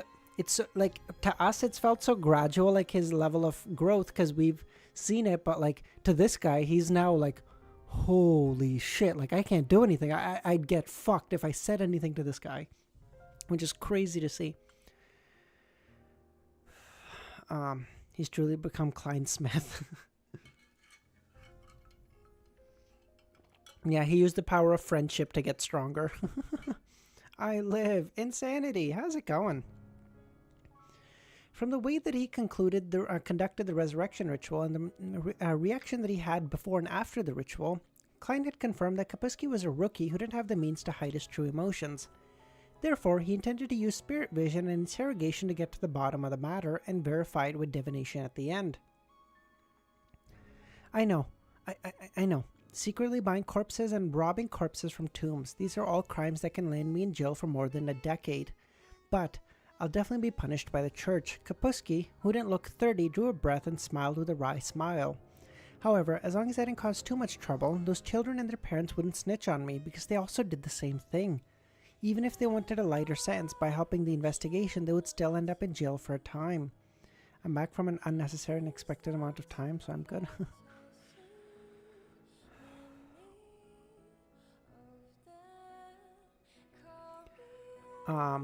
Imagine if it was real life, I'd be so pissed if my boss entered my dreams. True. This is like the plot of Severed, basically. Like, you just never leave work. Oh, I'd be so ticked. Kapusky gave a self-deprecating laugh. Some of those children have already told their parents who I am. They've gotten gangsters to warn me to resign within the week or stay away from the school. I agreed. Klein gently nodded his head. It's a good thing to change environments, of course. Don't do similar things again. Bewitching ignorant children to commit crimes is a heinous act. I won't. Never again. I never imagined it would be that dangerous. I just saw that they had the same interests as I did, which is why I wanted to teach them and lead them to search for the secrets of immortality. As for digging graves, many doctors did it a long time ago. Yeah, that's true, but they didn't have another option back then, you dumb fuck. The colors of the emotion match his current state of mind. From the sounds of it, he doesn't seem to be a member of the numinous episcopate. Where did you learn that spirit dance? Spirit dance? I usually call it the dance of death. An old gentleman taught me.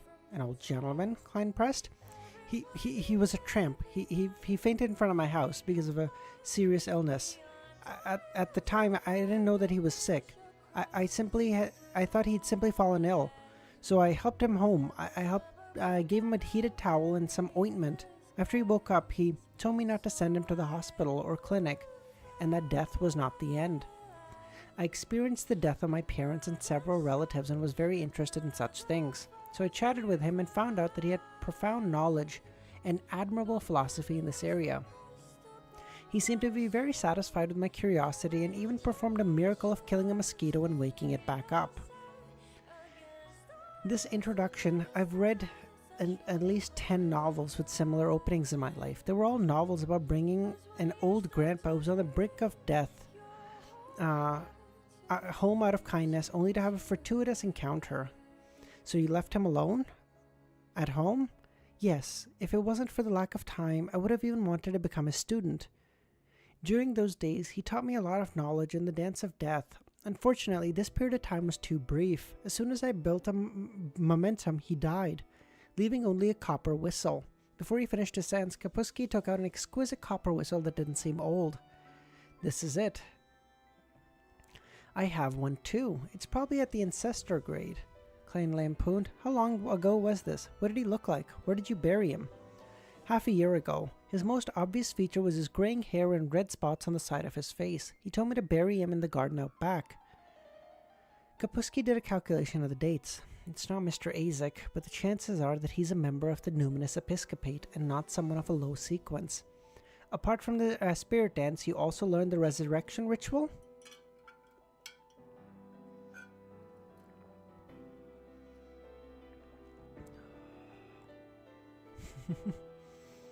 Klein was a reader, just like me. I'm like Klein for real, for real.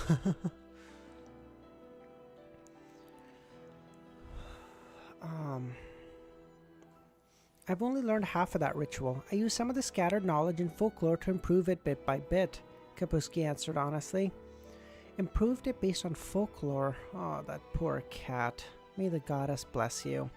What else? He pressed. Yes. And this copper whistle, I think it's the key to the communicating to the world beyond our senses. Kapusky raised it and blew it. Every time I finish blowing it, I can feel the surroundings turn cold, as if someone is watching me and tugging at me. While he was speaking with Klein, who had his spirit vision activated, I saw water patterns ripple out from the ground. A cold air spread out alongside it, and the fire light dimmed a little. So this is like a much, much weaker version of the one that Azek gave him. Next, a skull with 3 protruding, unfocused eyes emerged from the ground. Around the skull, there were many black, jointed tentacles. Every time I finish blowing it. Okay, username. God. A tentacle reached out, touching Kapusky's leg and tugged at his clothes from time to time, appearing to be rather impatient. However, Kapusky didn't respond, as though he hadn't noticed. Is this a messenger? The copper whistle is used to summon their corresponding messenger. What's the meaning of you summoning it without giving it a letter? At that moment, Kapusky looked around. Do you feel it? The surroundings are cold. The gas lamps have dimmed. I'm not lying. Someone is watching me and tugging at me. He literally can't tell, can he? The horrific-looking messenger tried to touch Kapusky over and over again, but in the end, he didn't receive a letter and went back underground in resignation. The corner of Klein's mouth twitched as he saw the scene. I take back what I said. He's not a rookie. He's an utter noob. He's not even a Beyonder. Wait, he's not... Oh, shit. He's just a guy? No, I thought he was like a Sequence 9, but never mind. He's just nothing.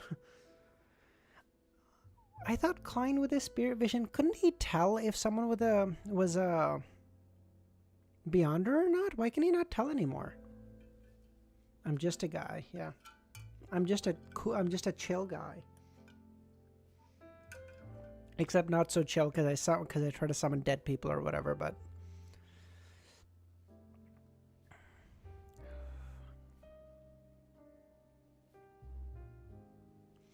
I had thought that he was someone who had just stepped through the door of mysticism to learn the basics, but now it seems like he hasn't even found the location of the door.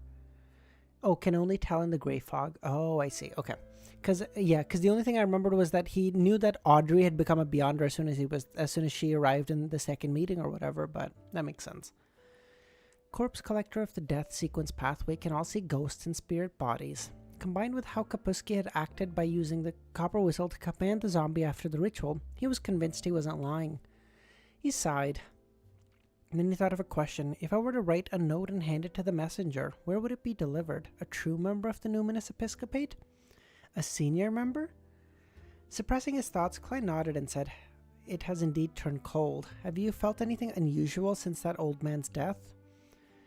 Not before, but in the last 2 weeks I've had the occasional feeling that someone around me is like a corpse, the kind that can be awoken. Is it a hallucination? It's in line with what Adol said. He isn't lying. I suggest that you go to a cathedral at least 3 times a week for the next 2 months, attend mass and listen to the preachings. If you do not wish to do so, you can first prepare a grave for yourself. Alright, Kapusky answered without feeling disappointed. He thought it was a manifestation of his improvement. Klein contemplated for a moment and said in a commanding tone, Take me to the old man's corpse. Okay. Kapusky was about to refuse, then instantly recognized the reality of the situation he was in.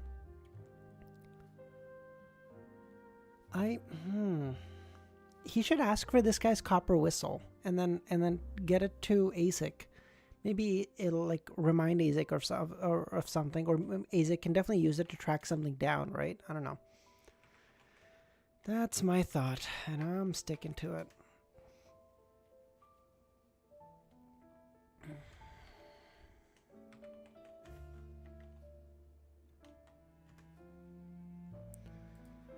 Nah, man, just yoink it. Much better. Yes. He picked up his tools and led Klein out to the back door in the kitchen. He saw a withered garden and stopped in front of a slanted tree. Klein stood by his side and watched Kapusky skillfully dig through the dirt, revealing the slate underneath. Having finished with the upper layer, Kapusky used the layers to pry open the slate. The slate was pressed against the soil that had been dug out just moments ago. The not-so-deep tomb was veiled in crimson moon luster that faintly penetrated the clouds. Kapusky subconsciously looked over when he suddenly let out a miserable scream, retreated a few steps, and fell to the ground. There was no corpse or bones in the tomb. The bottom layer was littered with white feathers dyed in yellow oil. What the fuck? What just happened here? I don't even understand.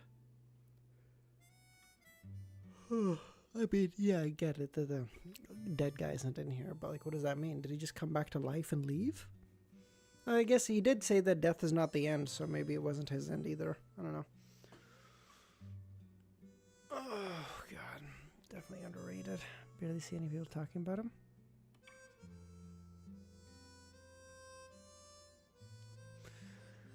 right.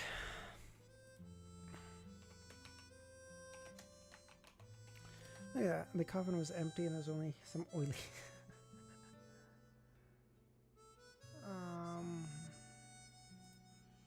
Yeah. All right. I think oil wrestling a chicken, that explains it. Go to our channel. I love how you're doing Milosh's job since he's not here right now. I love that.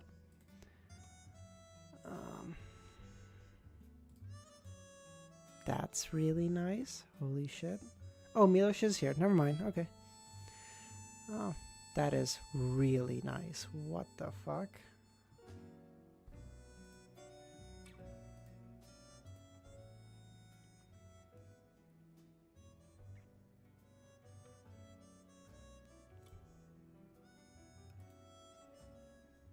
A lot of Audrey art.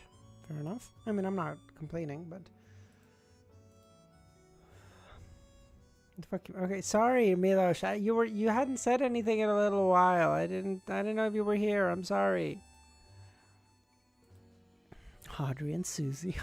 Dude, Susie's drawn so nicely. Oh my god, this is adorable. Like each of the hairs and everything. Did someone send Audrey art with crystal in the background? Crystal. I've seen this one before. This is very nice with the glasses and stuff. That's adorable. I do wish they put some scribbles or something down here, but it's all good. You know, I'm being nitpicky at that point, but that's so good.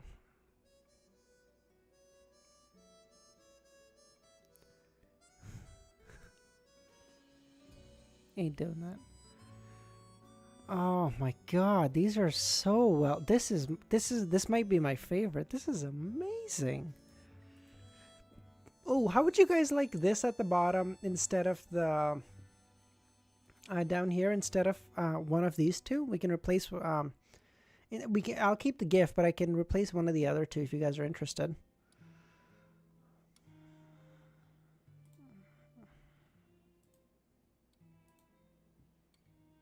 This is very cute. I like this.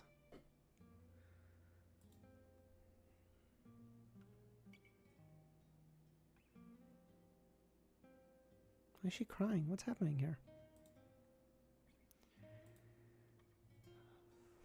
Man, Audrey art is just so well done. Holy shit. Because the For's art earlier. Okay. Oh my god. This is so well done. Praying, not crying. But she has tears now. Am I losing it? Aren't those tears? No?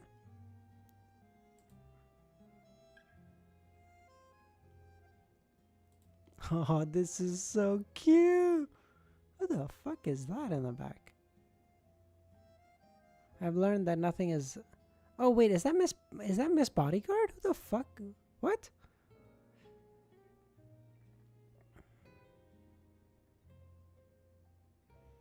Oh, this is so well done. Klein with his clown makeup. This is creepy as fuck. Jesus Christ. This is Joker 1 level shit here.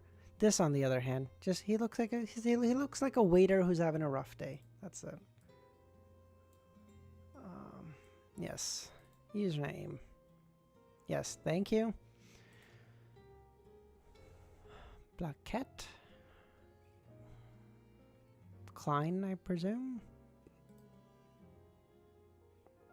Jesus Christ.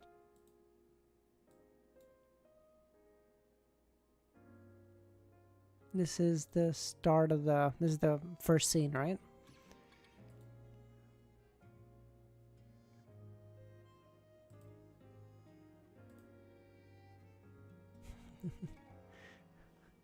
Klein. Melissa's just yelling at Klein from downstairs. Klein, stop playing with the coin. We're poor. Oh, God. Oh, that is adorable. Again, I love chibi art, dude. I love this stuff. This is so well done.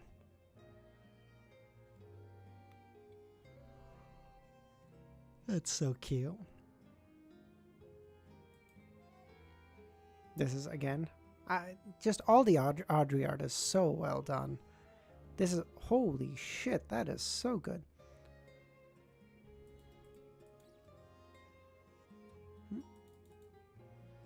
My god, this is so good. GB King. Insanity, have you read Lord of the Mysteries? I'm so curious. Are you just here for vibes? I'm not judging, by the way. I'm just asking.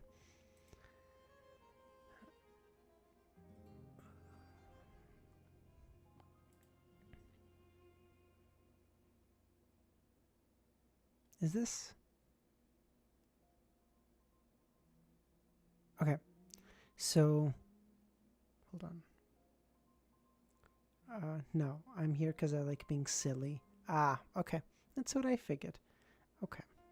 So that's Geo. Is this Susie? Insanity. And these two are 4s? Am I getting this right? 4s? Susie, Geo? Is that right? This is very cute. I like it. And it's a very interesting style. I like this. No, the dogs are... Oh, they have dogs too? Sorry, I didn't... Okay. I only joined the first one because I wanted to talk about random stuff, really. Look at what they're wearing.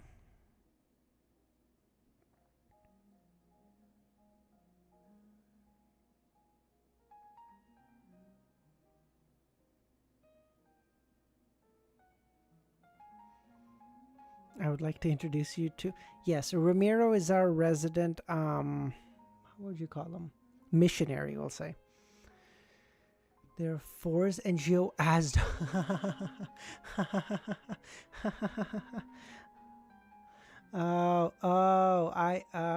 I see it. I see it. Okay.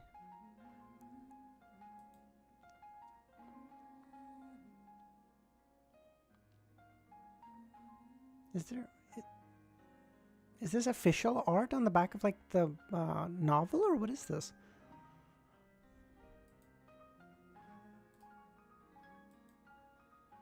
This 4s. You should read Lord of the Mysteries. Geo, official in a book. Yes. Okay. Geo. Wanted, Lord of the Mysteries. This is adorable. Hong Kong release. These are so well done, dude. First one is Old Neil. Yeah.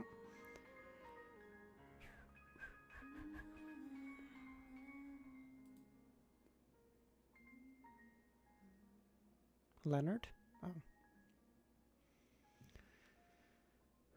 Geo with 300% legs. Yeah. Leonard. And more chibi art. Hell yeah. She might even be average height.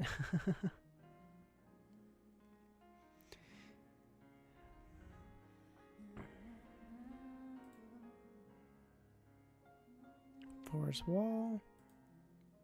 Geo. And Derek. Wait a minute, that reminds me a lot of that one more. Yeah, I was just saying this looks so good, dude. This looks so good.